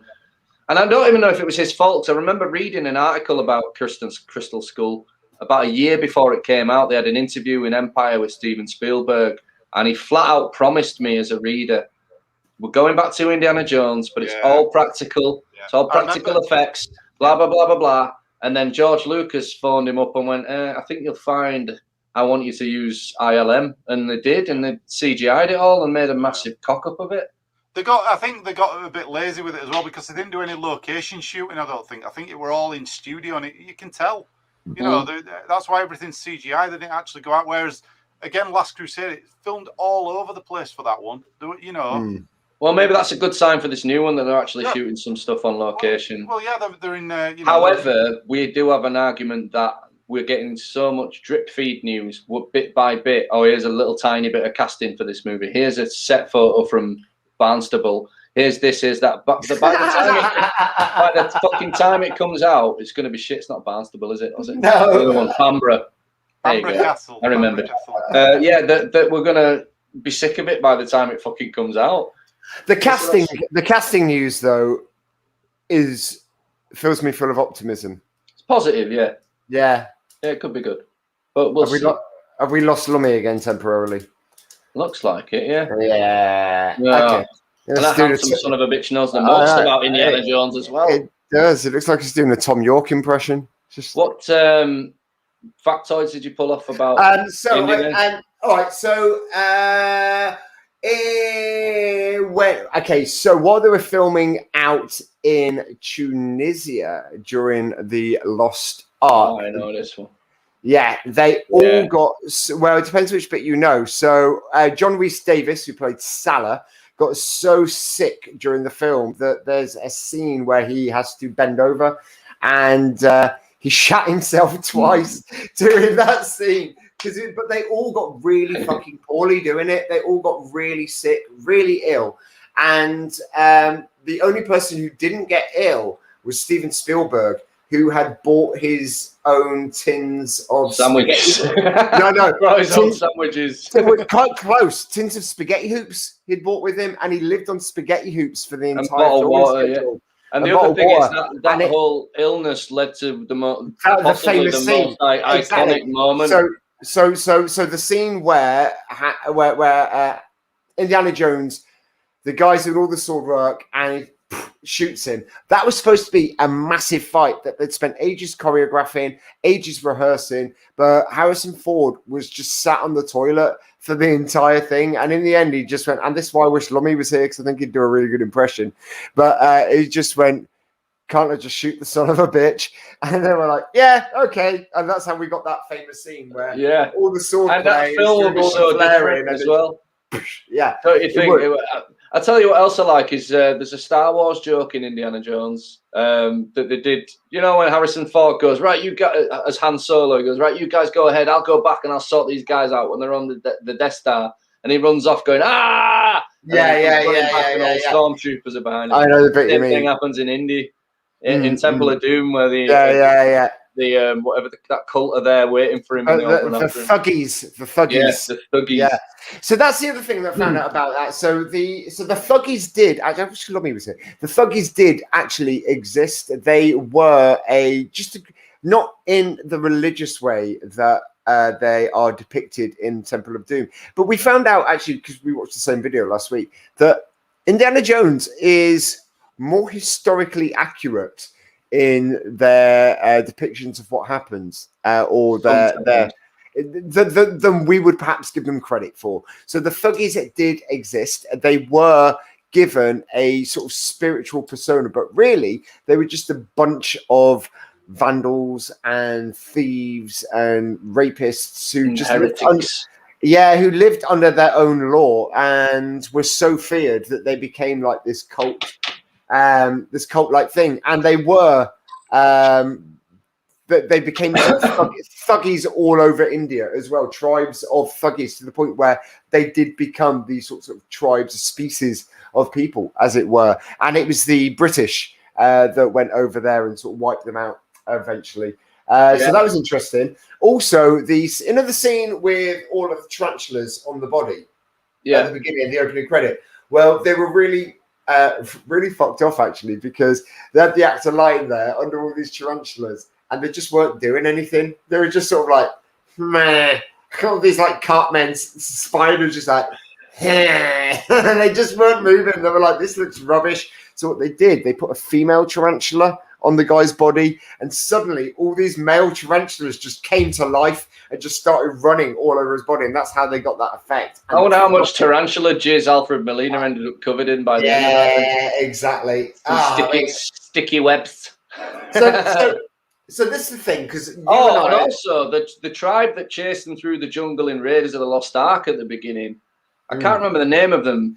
No, they were a tribe in Southern America. They weren't a tribe, the tribe they descended from was. Yes. So that's we were talking about the fact that for me that works. This tribe existed at some point, and in Indiana Jones world, some of them survived in the jungle. Unheard of, exactly that. Especially at that time, where theoretically speaking, you could still find untouched parts of civilization all over the globe.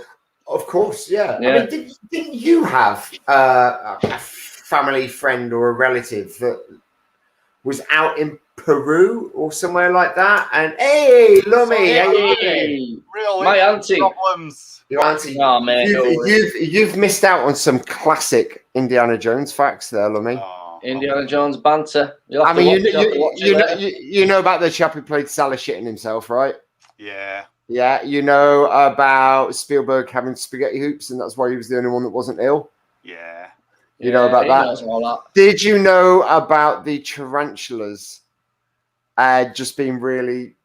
Yeah, they wouldn't do still. all. And then, so they put all females on. There we are, lovely. Well, he chose... This is why he's here. This is why he's a geek. He don't need to be here because he fucking knows it all already. Exactly. I don't know why internet keeps going off. I don't know what's going on, but anyway. Indiana Genius. That's what we call him, Indiana Genius. Yeah. Any more comments? Oh no. No, we haven't. No, we haven't looked at any more comments just yet. Swing through the jungle was so it's awful, Martin. I completely agree with you. That was terrible. Oh, that was my whole point about LeBeouf.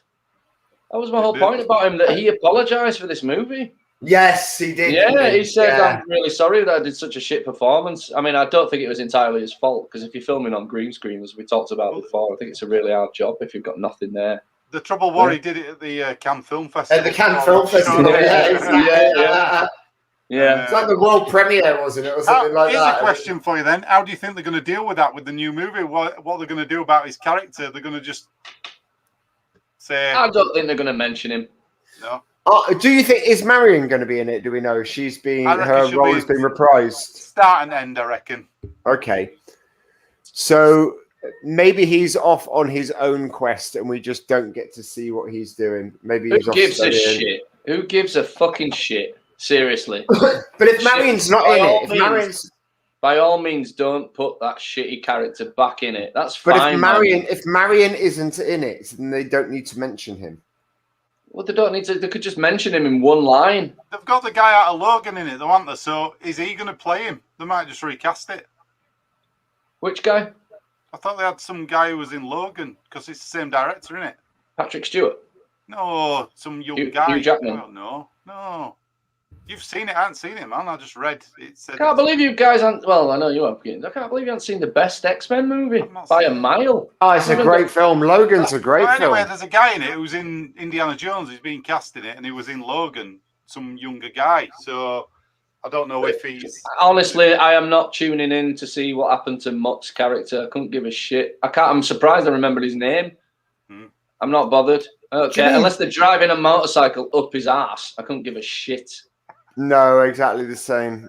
I just want to see Indiana Jones not suck. Yeah, there you go. Well, I mean, yeah. Is it Boyd Holbrook? What?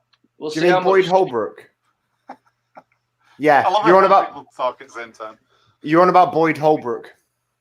I don't know. You've seen it. That's the guy that was in Logan and the guy who's been. He looks too old. He looks way older than Shia LaBeouf. Yeah, but this is set in 69, and the last one was in 1958 or something, wasn't it? Yeah, because it is. Okay, it's maybe. It's not long after, anyway. Yeah, that you. Yeah. So I don't know. But anyway. Well, he's only 2 years younger than us. That's the thing. The actor who's playing him. So you're telling me there's a chance I could be in the next Indiana Jones? Oh my God! Not now, because it's 1 minute. Do you know what makes me laugh the most about Indiana Jones is simply the thought that all over the world right now in archaeological sites, Egypt and bloody wherever, all over the place, there are people in those boring ass squares digging up little bits of dirt and finding a piece of pot, and they're all there because they watched Indiana Jones and they imagined that's what life were going to be like. Do you know what I mean? I'm going to become an archaeologist because I want to fight Nazis. Pop not rock.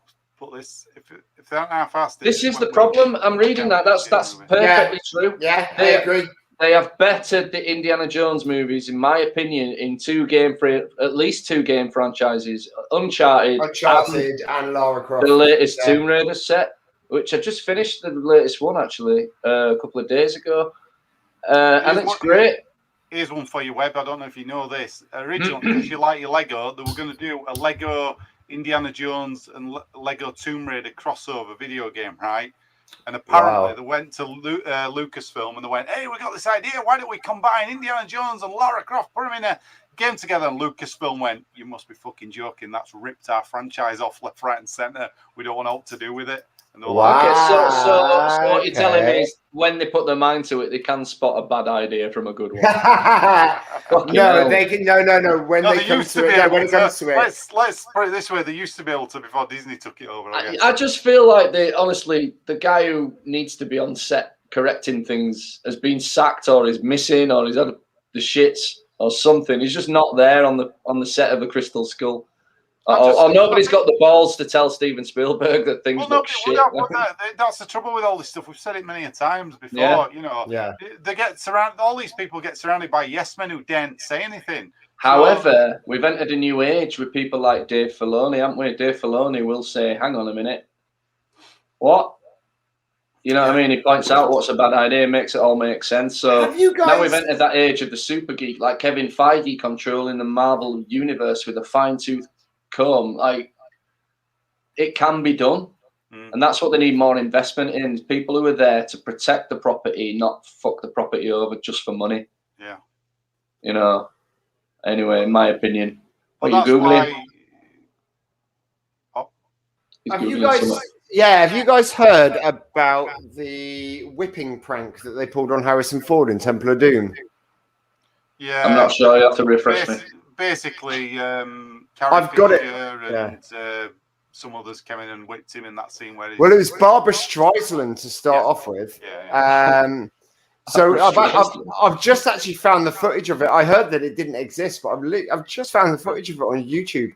But basically, Barbara Streisand ended up whipping Harrison Ford, and then Carrie Fisher came in to start protecting him. But Barbara Streisand was dressed as a dominatrix when she did it, and it was just this huge practical joke that Spielberg played on Harrison Ford whilst they were filming Temple of Doom. It was really weird. They only found out about it today, and I just started Googling it, and footage of it does exist, which I was told it didn't. I'll have to dig that out later. Yeah, but mixed feelings about the new Indy because of the last Indy. Still love the original three. I mean, I gotta say, I probably watch them at least once a year as a little trilogy. And you can't watch one and just fucking stop. You've got to finish the trilogy. Okay, so which is your favourite of the three? And what order would you watch them in if you were going to rewatch them? We've done this already, haven't we? A couple of series ago, and I don't want to contradict myself, so I'm going to consistent what we just said a couple of weeks ago. For me, the order to watch them in is the order that were released. I don't know why. Don't make any difference. Once you know that one of them's set before the other one, it's splitting hairs, really. My favourite one is Last Crusade. I think that's the one that. I think that's the one that got everything right. First one and third one. I mean, the Last Crusade with Connery had such a dimension to it that's really good fun, and it's a real adventure film, isn't it? That one, it gets hits the ground running with him as a kid as well, and introduces all that stuff. And they go to so many different places as well. That's the thing about that. You see Northern Europe, you see America, you see it's really good. That's what it should be, a globe-trotting adventure, and that to me was the problem again with Crystal Skull. You thought. It was all set in, it was one American town in the 50s, and also, then a jungle in South America. There wasn't really any much peril in it either. They cut some stuff out of it. I had the making of the thing, as I do. We'll get on with making of books. And there was stuff that cut out of Crystal Skull, what would have actually added a bit of, like, when he goes into the thing and finds a skull, first of all. Mm-hmm. Originally, all the ground were going to fall away, and they were going to have to hang on to this thing, and it were all going to start crumbling away. They had to make the way out, before it all collapsed, all the sound at the side of the mountain. Stuff like that. You think, there's none of that in it. There's no peril. You know, he don't fire his gun once in that film. And the stuff they've left in don't make any sense. There's that thing where they get to a thing that's a key to get in the place, and it's all full of sand. And they empty the sand out, and it all comes pouring out. Yeah. Who put the sand? Who's going to refill that? Yeah. Stuff like that. Yeah. Sense. Yeah. And all of a sudden, there's a little bit. That bit. Imagine the guardians of it that have been there. Those like those ninja guardian type warriors that'd be like, "Oh, for fuck's sake, we're going to fill that up again now." Fetch a bucket. There's right, are we going to do this as a chain, or are we just going to carry a bucket each? You know, somebody's got to fill it up. There's some really weird editing as well in it. There's a bit where in the trailer, the original trailer, you know, he says, "What? You're a teacher" to him, doesn't he? He says, "You're a teacher." He goes, part-time. If you watch the film, the edit is a different edit in the trailer, different line that shows. It's really weird the way he says it. What's he actually say? He says the same thing, but it's said in a different way, and you go, "What?" It's really odd. People have done some videos about it all. That's why. Have you noticed in Lost Ark that from the original versions to the special edition versions, there are changes, massive changes with the German voices? Because in the originals, it was just done with American actors putting on German accents, but in the special editions, they actually got Germans in to dub over and voice over. Good news, Mr. Spielberg. The German voice actor budget's been approved. Yeah. 20 years too late, but yeah, fine. You know, but yeah. Wow. Yeah, man. So what's your favourite, Lummy? I just said, it's tricky to. Is Last Crusade or? Probably Last Crusade I'd probably watch more than the first one, but the first one's got so much good stuff in, and even Temple of Doom, which isn't looked on as highly as the others, it's got the. I love Temple of Doom and the road bridge stuff. They've all got good bits in. So I love Temple of Doom. I know it's a bit far fetched, and they're going for a little bit more of a horror aspect in it, or a mild horror. But for me, the third one is the best one because it gets all those elements right. It's got the historical bullshit element. It's got the comedy in spades. It go all over the place.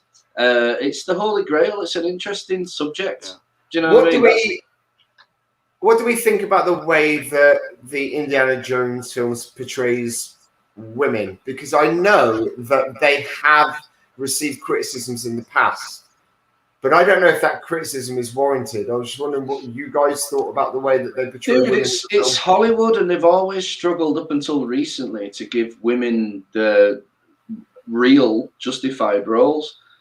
So for I'll tell you what I would say straight off the bat. Marion's quite a kick-ass character, isn't she? Is awesome. She's strong. She's ballsy.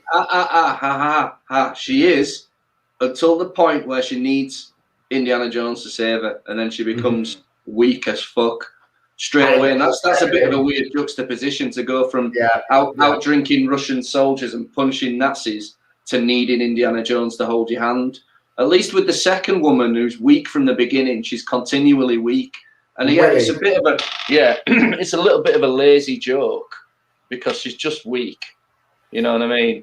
But that's not because she's a woman. That's because she's a star. Exactly. This is what she's an actress and a performer. That's the thing that annoys me about that is that that's not a comment on being a woman. That's a comment on being a Hollywood or an American entertainer. And but you need to have the wherewithal, don't you, to figure that out and take that on board rather than just going, well, that's not right. You know what I mean? This is what this whole PC movement fails to see. The lady in the third one's a double-crossing Nazi. Exactly. So you've got a bit of a flavour of everything there. And Marion's strong in that as well. Yeah, evil Nazi. You've got your weak actress, and you've got Marion, who starts out being really strong and independent, but turns out she was hurt so badly by Indiana Jones that that's all a ruse, and what she really needs is Indiana Jones back, and that's a bit of a fucking... But you know what? I don't think that's about her relationship with men. That's about setting Indiana Jones up as an even stronger character. I think it's about her weakness for this man. For Indiana Jones. That's what I mean. That's what I mean. Yeah, exactly that. You know, had that been a different character, had that situation we got on with, then the situation would have evolved differently, I think. Yeah, man. Right. Yeah, I know. It's crazy. Yeah. There's some weird things you forget about them. Yeah. What's your best memory? I wonder if the replay shares character with Jonathan K. I mean, Short round. It's funny, isn't it? Because even Crystal Skull, you think, oh well, at the end they're going to get married, so at least they'll have them characters in it we all know and love. Nope. Yeah. No. No Salah, no short round. There's a lot of people sat in a church that you don't give a fuck about. Yeah, Really. that's true. That's a really good point. Considering A, he don't really like people, and B, he's travelled the world for years. Where did all these guests come from? Surely they must be her mates, because he don't have any mates. But Salah has been cast in he's going to be in the 5th film. Is it? We don't know that. They've not announced it. Anything. I just googled the indie cast, and is it looking like he's in it? He should be in it. It's great. Why not? Yeah. Put him in it. Yeah. You know what else is funny? Yeah, John Rhys Davis. Yeah. I've got to confess that a lot of this stuff ain't come off the top of my head. It's stuff that the video that I watched last week brought up. But there's one bit where you see when Indiana Jones is at home and the Crystal Skull, before he sets off on his shit adventure, it shows you his desk and there's a photo of his dad. And there's a photo of fucking, what's the guy called? Marcus. Yeah. But the photo of Marcus is from a scene where Indiana Jones is nowhere near. Oh my God, that's hilarious. It's a set photograph. It just sticks out like a thumb as like a. It's literally a screen grab from the film, and they've just stuck it in a frame on the desk. It's so funny. They just don't care who they piss on, do they? Do you know what I mean?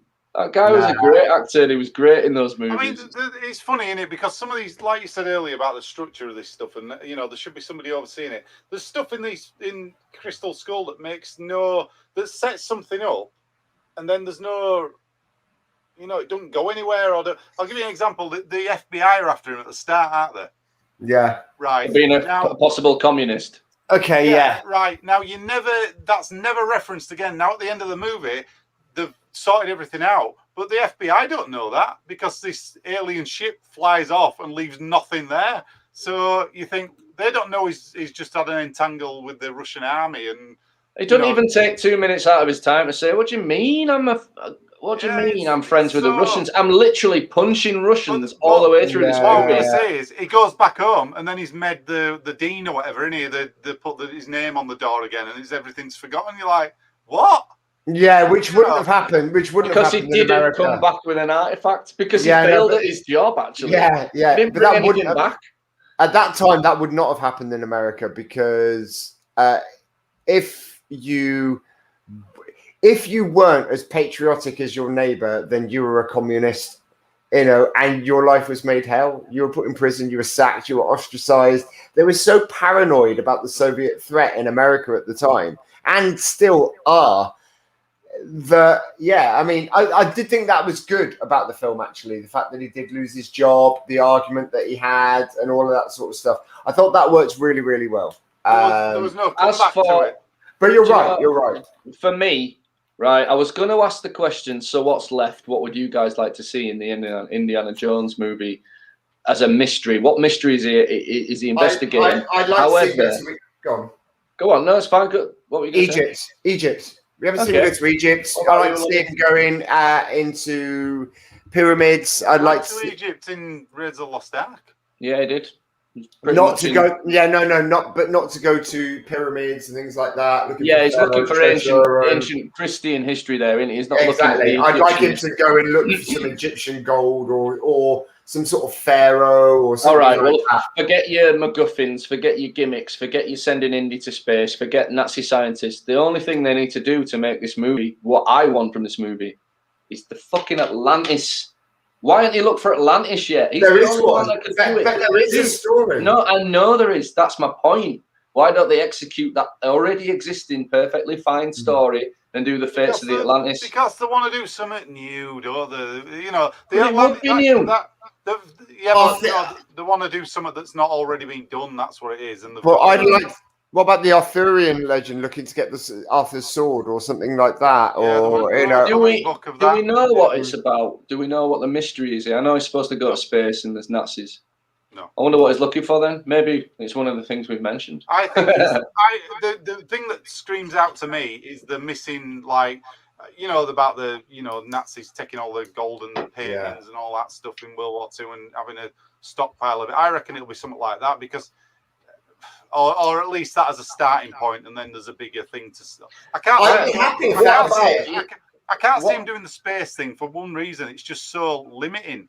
It's stupid. But it would give them a perfect opportunity to have a little wink at these crystal skull space aliens that they fly back. They're going to avoid that. For me, this movie needs to start right with Indiana Jones having failed his previous mission to find Atlantis, and he's on an aeroplane, and the aeroplane fucking crashes in a storm, and he parachutes out there, makes it into the water, and knocks his head. And when he wakes up, he sees Atlantis, and he's found it.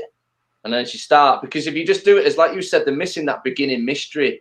Do you know what I mean? It could just quickly go over it. We found Atlantis, and on to the next mission. Let's go to space and punch some space Nazis. See, that's the thing. Who's he going to punch in space? But if they can't punch people in space. But you know what? As they have been doing a lot of filming over here for it in the English countryside and around English heritage and monuments, maybe they are doing something to do with the Arthurian legend.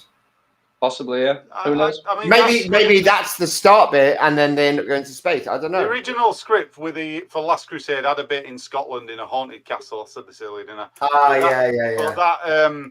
That was about this ghost thing haunting a castle, and he went in, and there were an artifact, and he grabbed it, and all this stuff happened. Now it sounds very similar to the location what they're filming in now. Or next week. So they might grab that out, but I assume. Listen, let's entertain the notion that perhaps somebody out there has come up with a really, really good, original, plausible Indiana Jones, and they've just been keeping it secret, so we don't actually know much about it for a reason.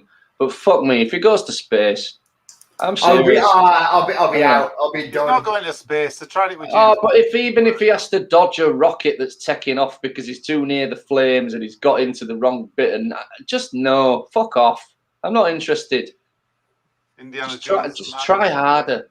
It's Indiana Jones. Sky crossover, yeah. Iron Sky, bloody hell. Yeti on Everest. Yeti on Everest. Man. Yeah, maybe. Bigfoots and shit. It could be anything. I like Monster. I do like the idea of him trying to. There's been a load of Nazi trade because that is true. A load of Nazi gold and treasure, and he is trying to recapture that. I love that idea. And there can be these Nazis who were out in Brazil, like they said they did. And then you've got your people they can punch in the face that nobody gives a shit about. Honestly, that's what you need. You need cannon fodder that you can blow the fuck up. But the thing is, they're going to be old now, aren't they? They're going to be old Nazis. So it's going to be old Indiana Jones punching old men in the face. He's going to have to be though, isn't it? Because he's old. He is old. Yeah. You can't get around that. No, you can't. I mean, that's one thing. He does take quite a beating in the last movie, doesn't he? But I mean, that last film was 10 years old, if I'm not mistaken. I know. That's the scary thing about it. He looked all right in that film, hitting that big guy, didn't he? In Skull. He looked all right. He could still throw a punch and he jump about and all that. So you think 10 years later. But he's broken his leg on Star Wars. This is it. I'm thinking, how is he gonna hurt himself this time round? You know what I mean? But yeah. I mean, the way you work Indiana Jones' age, you work that out. I think it's a year older than the age you're in. So when, like 1936, it'd be 37. That's how you work it out. Okay. Right. Do you know what I mean? He's born in 1899. Yeah, that's right. Yeah. Okay. So when he's set, you can work out how old the character's supposed to be. He's 2022 years old now. Yeah. Brilliant. So if it's set, when we're Crystal Skull set in 1958. 58. So 59, the character was 59. So if this is 69, it'd be 70. I think it's whatever year the movie The Wild Ones came out with Marlon Brando, because that's who they've tried to awfully do. Shia LaBeouf's playing a young Brando, isn't he? Yeah. Anyway, yeah. Mm-hmm. Oh, when's it released? Do we know? What's the date of the release of it? Next year, isn't it, supposedly? I don't think there's... Okay. Is there an official date for it? He's going to be even older then, because that's how it works, right? Yeah. Well, it's filming it now, so it'll look as old as it is now when you see the movie in 30 years' time, won't it? Oh, that's how it works. That's how time works. Yeah. Right, So okay.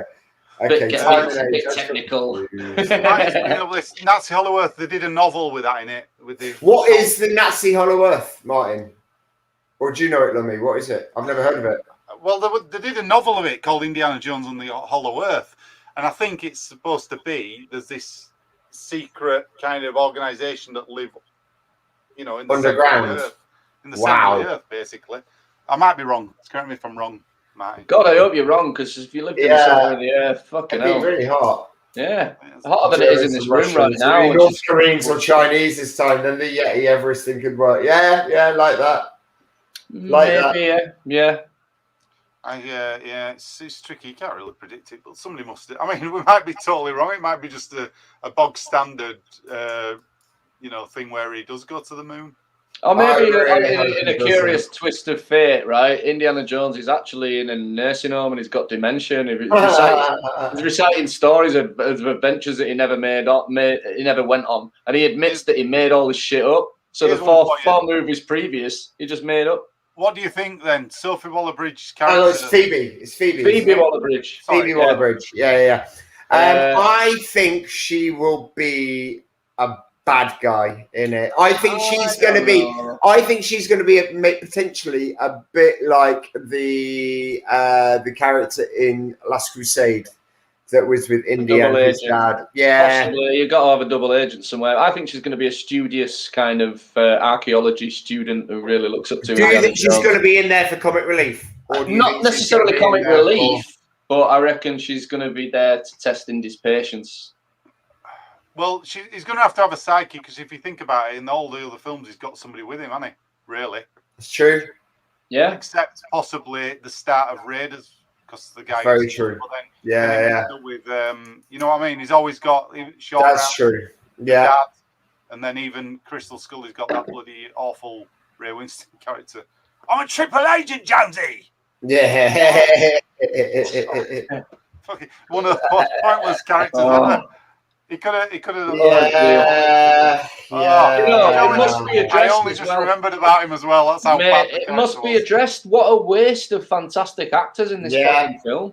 You've got Kate Blanchett doing possibly the worst Russian accent I've ever seen. It's every cartoon Russian villain you've ever seen. It's fucking horrible. Yeah, I did not realize it was Kate Blanchett. That's how bad it was. You forget, don't you? It is because wow. Yeah. Oh, well. Yeah. I mean, there is some okay little bits in it, barely, but then there's stuff like the flying over into over the cliff. Before we finish up, because we've gone for nearly 2 hours now. Before we finish up, if you were to remake the Crystal Skull and you had to take that premise, how would you retell that film differently? What, the Crystal Skull? Yeah, what would you do to make that a better film? I don't know. It's a trick. I mean, is it possible to make that film? Yeah, we've already gone 2 hours. With an old 2 fucking hours. How the hell? But with an old Harrison Ford. Nah, can't be fixed. Right. They've done too much damage. Do you mean if we were making that film right now? Yeah. Right, I'd go back and I'd get the Frank Darabont script that he wrote instead of it, and I'd make that one because it was brilliant. But George, why is it that Frank Darabont is just treated like an asshole by everybody? I mean, he's responsible for bringing The Walking Dead. He's responsible, and AMC just shat on him. He's written all this great stuff for Indiana Jones, that they ignored it and put out a piece of shit. I've known you for 26 years. How the fuck have I only just realised that you say asshole? I've only started doing it since we've been doing the show. I don't know why. It's for American audiences. You're British. It's all right. Say ass. Asshole. I've never noticed it before, but you've said it like that. Jerk. Hey. Yeah. I'm going to go on the sidewalk. You jabroni. But I'll make sure them American viewers understand. Exactly. I'm not sure, but I'm thinking something to do with the Crystal Skull being a good film would involve it not having crystal skulls in it, take the alien thing out, or lead it to the point where you think there's going to be some sort of alien connection, but you never actually see the aliens. You just leave it hanging there. Well, the Mitchell, the crystal skull is that Mitchell hedge skull in the where it's based on. But it's done. Oh with yeah, like really. So if they'd have stuck to that more, like you say, take the aliens out of it, and just for me, get that start bit, have it on a different adventure. It's leading in, you know. Even tell the tale of the fact that Indy's discovered the crystal skull is linked to a civilization that saw aliens back in the day. You don't necessarily have to have aliens in the modern day with him. Is it the alien idea that cheapens it? Because when that happened, I just went bullshit. But then you think about the first 3 films. I mean, okay, the Thuggies and Kaliwa. You don't really see a huge amount with Black Death of Kali. You don't see much ghost or occult in that. In Raise the Lost Ark, you get spiritual floating off and stuff like that. We talked about that spiritual connection before and what it is it's different but about it just seems so much more jarring with the crystal skull with aliens. But I think that's because it's done a lot more tasteful and it's done a lot more reserved. Yes, they open the Ark of the Covenant, but they don't win. Everybody gets melted. But it's not just the Ark of the Covenant; it's also the Holy Grail. It's the Cup of Christ. Yeah, so it's whatever it is you're looking for. Massively, Well, that's the stones, the Shankara stones, isn't it? I mean, the whole alien thing crosses over into a new dimension, doesn't it? Really, that's the difference. You know, I guess the other stuff's dealing with the occult in it and magical powers, and it makes it more sci-fi as opposed to sci-fi.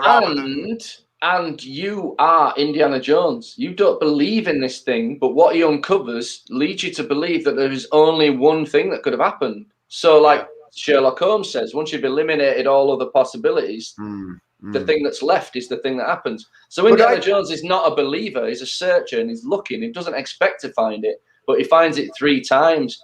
So it's about him coming to terms with that.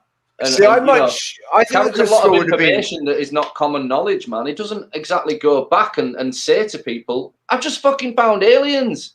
I just found the Holy Grail. He doesn't tell anybody. But I think, you know what I mean? But from a viewer's point of view, I think the Crystal Skull would have been better because the Crystal Skulls did exist. So that isn't.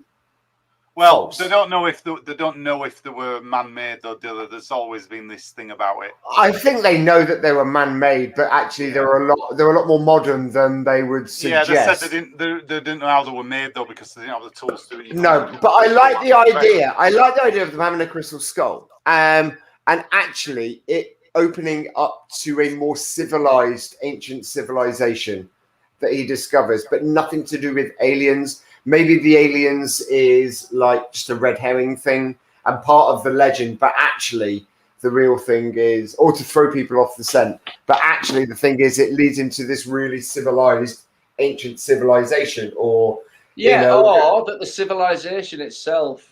One of those fucking crystal civilization, just a load of ornate crystal things that have all been made in the same way, and this is just something that's been brought to our societies that we know about it.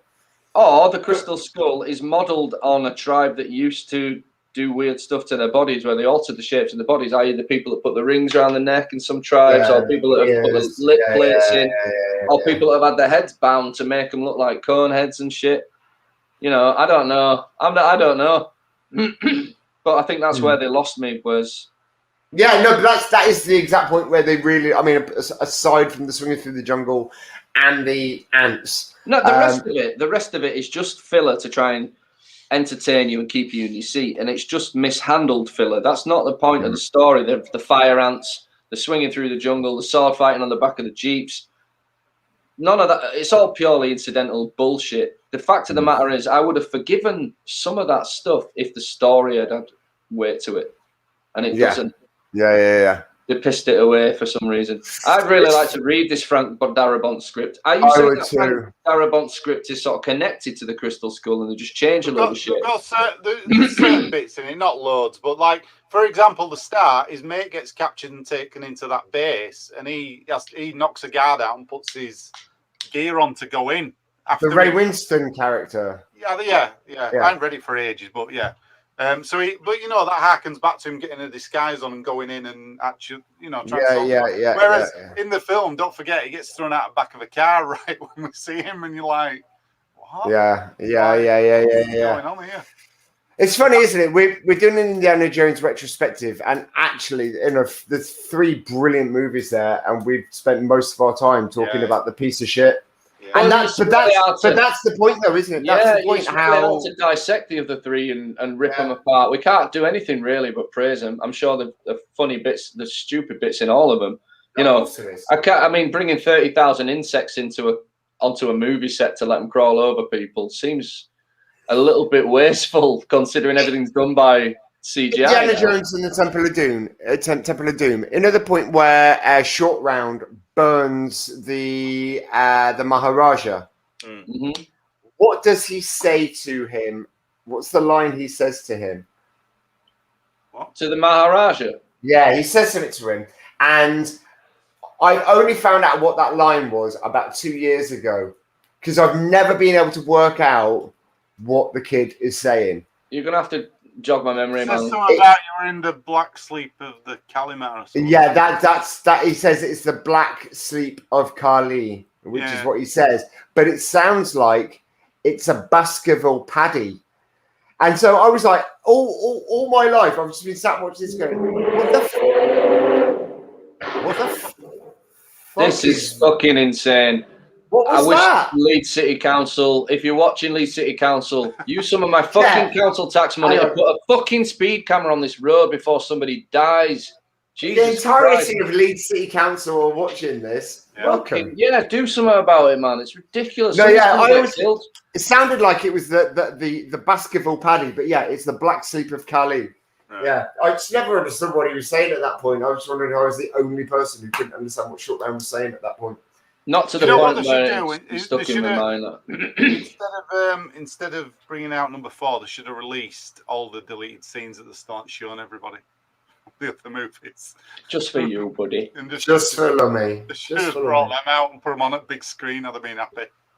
Do you know what? I would have been happier with that than I was with this 4th movie. In fact, if I could forget one movie, I think it probably would be this one. Yeah, I agree. Do you know, the worst tarnish the legacy. The worst thing of all for that 4th movie is I organised a press show at work and I put it on for everybody at midnight, and everybody was gutted afterwards. Everybody wanted to kill me. I remember. I remember. I think I worked there when you did it. Yeah. And everybody afterwards went, oh no, I can't. Anyway, yeah, fuck you, crikey. Well, that was. Have you got anything else to say about Indiana Jones, about any of the films, about the upcoming film, gents? No. No. Do we have any comments about any of them? I don't know why they're bringing out a new box set actually when everybody knows they're making a 5th film. Yeah, it's coming out on another Blu-ray. You always do stupid shit like that. Why don't you just wait and give you all 5 movies? It's so that it's your last chance to rebuy it again in a new format, 4K or whatever, before they release it. I mean, I can live without that 4th movie being part of that box set. It puts me off opening the box up. Do you know what I mean? It puts me off going to the box set and thinking, I might watch it. And I think, oh no, but there's a 4th one, and I'm probably going to get to the 3rd one and think, maybe I'll watch it again. Maybe it's not so bad. And it fucking is. It is. So, yeah. Do we have any comments, Lummy? Let's have a look. We got not really no more since we looked last time. Oh, thanks, guys. Well, wait on the show. Okay. I might not have them all on my. Okay, I've got some here. So, Kathleen Kennedy producing it, so she'll want a lady to take over the franchise. Kathleen Kennedy, I think she has something to do with The Walking Dead as well. How did she get where she is? I don't know. Martin, I'd make it in line with Roswell. Oh, with the Roswell crash. That's interesting, actually. Well, but then you're playing with more aliens, Martin, and that. No, yeah, but if you're doing this, but you wouldn't necessarily have to. They refer to it in the actual King Crystal Skull, though, don't they? It's Roswell. He says he dragged us out to Roswell on a blacked out bus, and they're like, oh. The 2 agents that come to see him are really quite famous, aren't they? Indeed, not broth. Why not Crystal Lungs? I like Crystal Lungs. Or in fact, Crystal Tibia. I'm just going to say it because I know nobody else is going to say it. Crystal Balls. Crystal Balls. There you go. And then you got to play on words as well. It's already That'd have funnier been than the better. last At the fucking end movie. end of the film, it'd have been the crystal skull rose up and turned into a crystal, what do you call it, like a disco ball. And there'd have been like a big dance off at the They end. just fucking partied. Yeah. Dance off between Indiana Jones and Kate. Nice one, Martin. I like that. We've got to get him out. That would be really funny. Yeah, that would be hilarious. Oh, God. Is the first film going to be Indiana Jones and the onset of frontal lobe dementia, do you think? Yeah. Indiana Jones and they try not to shit his pants. It's just like, They could have that, a sidekick who's caring, he's sexy, and he goes, no, Mr. Jones, you can't. I like that. Do you know what? The more I think about that, the more genius an idea that is, Martin. I love that as an idea. I once had an idea for another Die Hard film set on a retirement cruise, but B2 Cruise Control came out, didn't it? And you think, of course. Well, gentlemen, is there anything that you would like to plug or anything that you'd like to mention before we leave the internet for this evening? Lummy, is there anything that you'd like to plug? What's going on with you? You've got some gigs coming up, haven't you? I'd like to plug my internet back in properly. Yes, yeah. What's going on? I'd like to plug your mouth. Yeah. Hey. Mine or Lummy's? Lummy's? Yeah. Not yours. Yeah. With his cock. Lummy, what gigs have you got coming up this week? I have got. How much time have you got? Fucking busy guy. There's a gig. Well, it only depends if you're in Leeds, isn't it? Most of You're at the Fenton on Friday, aren't you? In Leeds? Saturday night. Fenton in Leeds. Discount comedy checkout. We're back there. Yeah, come with that. There's an open mic night on Thursday as well. I'm doing. And then it all just starts kicking off. Then we've got loads. We've got Harrogate, Bradford. We've got loads coming out. And prequel, sequel, requel next week isn't going to be on Monday, is it? We're not sure when it's going to be next, so you just need to keep looking at the page for that one. We don't know when we're doing it again yet. So just because everything's coming back and it's a bit tricky to pin the dates in. Okay, no problem at all. What about you, Webby? Anything that you got going on? Anything you want to mention? Anything you want to plug or recommend? Go get yourself to the cinema. Give Peter Rabbit 2 a bit of love. See what you think. I don't know. Do what you want. Don't if you don't want. No, not really. I'm having a family week this week. What am I doing? I'm working. Yeah, I'm not really doing much. I'm just hanging out with you guys when I get the chance on a Tuesday night now. Apparently, 6th of June's Ghostbusters Day. Now that might bring a new trailer. Yeah. Fingers crossed. Yeah, we'll see. Yeah, okay. I can't see what else they're gonna bloody do. Do we need a separate day for everything we like? When's Goonies Day? I don't know. When's Transformers Day? Goonies Day feels like it should be sometime in autumn. I don't know why. It just feels like a November-y sort of date. Maybe September. Maybe. All right. I don't know why. It just feels. Yeah. I think Gittins so. Says Goonies Day is 26th of September. That's official. I mean, Gittins didn't say that, but I quite like it though. 26th September. I think we should stick to there we are. Yeah. We could start a trend here, can't we? And we're going to nip up to Bamborough Castle like we Webb. Yeah, we're going to go see. You are. Webby's going down to Barnstable. Oh yeah, I am. Going to our man at Barnstable. I'm going to ask Indiana Jones if he could punch me in the face. Come on, give us an old man punch. Don't hurt yourself. Cost millions if he punches me and breaks his fucking thumb. The daft thing is, if you went and met him and he went, "Hey, what do you think of Crystal Skull?" You'd be like, "Loved it, mate." Yeah, I would. Yeah, best thing I've ever done. Your performance in that movie, it was amazing. In fact, I never liked the originals. I just like the fourth one. There's always one person out there in there. It's like, I can't stand Indiana Jones, but that fourth one, oh yeah. Not just a couple of comments that we missed earlier on. Webby, did you enjoy the cinema trip? I'm looking forward to seeing Nobody at the cinema. Oh, yeah. Surf Dude. I think movie should be 20 minutes for young kids. Because the sugar crash can be hectic. That's true, but also the godsend of having a tiny bit of peace and quiet for 90 whole minutes while a kid is engaged in a good movie that you approve of, not just some old shit. Yeah. You know what I mean? As a parent, that's cherished. That'd be fun. That would have been really fun. That would have been really, really fun. Even with this fucking fountain bit at the start. I'm going to turn off the fountain.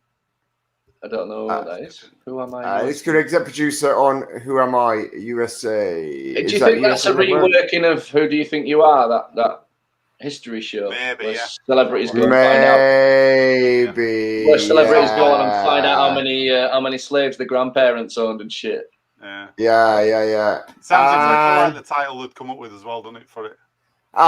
Thanks, Pop Not Broth. Yeah, Tuesday nights just seems to be an easier night for everybody because Saturdays are a gigging night. I mean, you've got to probably going to be having some gigs as well on Saturday nights, surely. So yeah, and Webby, just for you.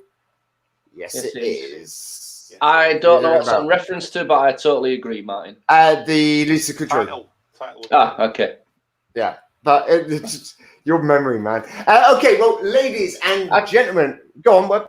I was just going to say, I didn't realise that was a comment from just now. I thought you were reading like comments from a bit ago. So I was, and that was because you had referenced it. Martin just replied. That's the way. Yeah, that's the way internet and comments work.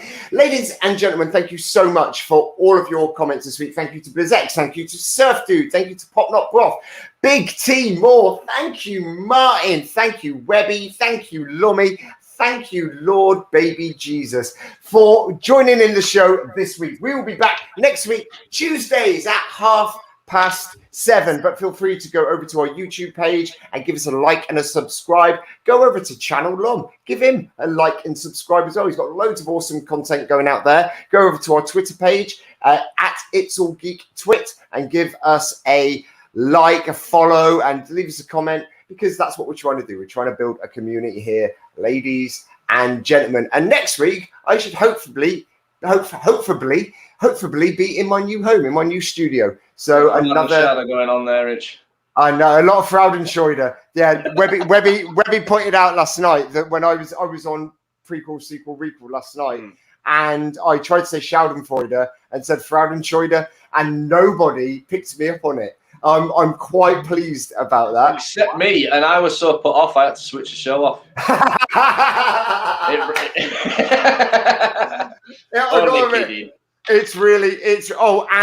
And of course, Lord Baby Jesus and the wee baby donkey. You're absolutely right, Martin. But that has been enough from us for this week. We will see you next week at 7:30. On Tuesday. But until then, I've been Gittins, that's been Webby, that's been Lummy, and we'll see you next week. Goodbye.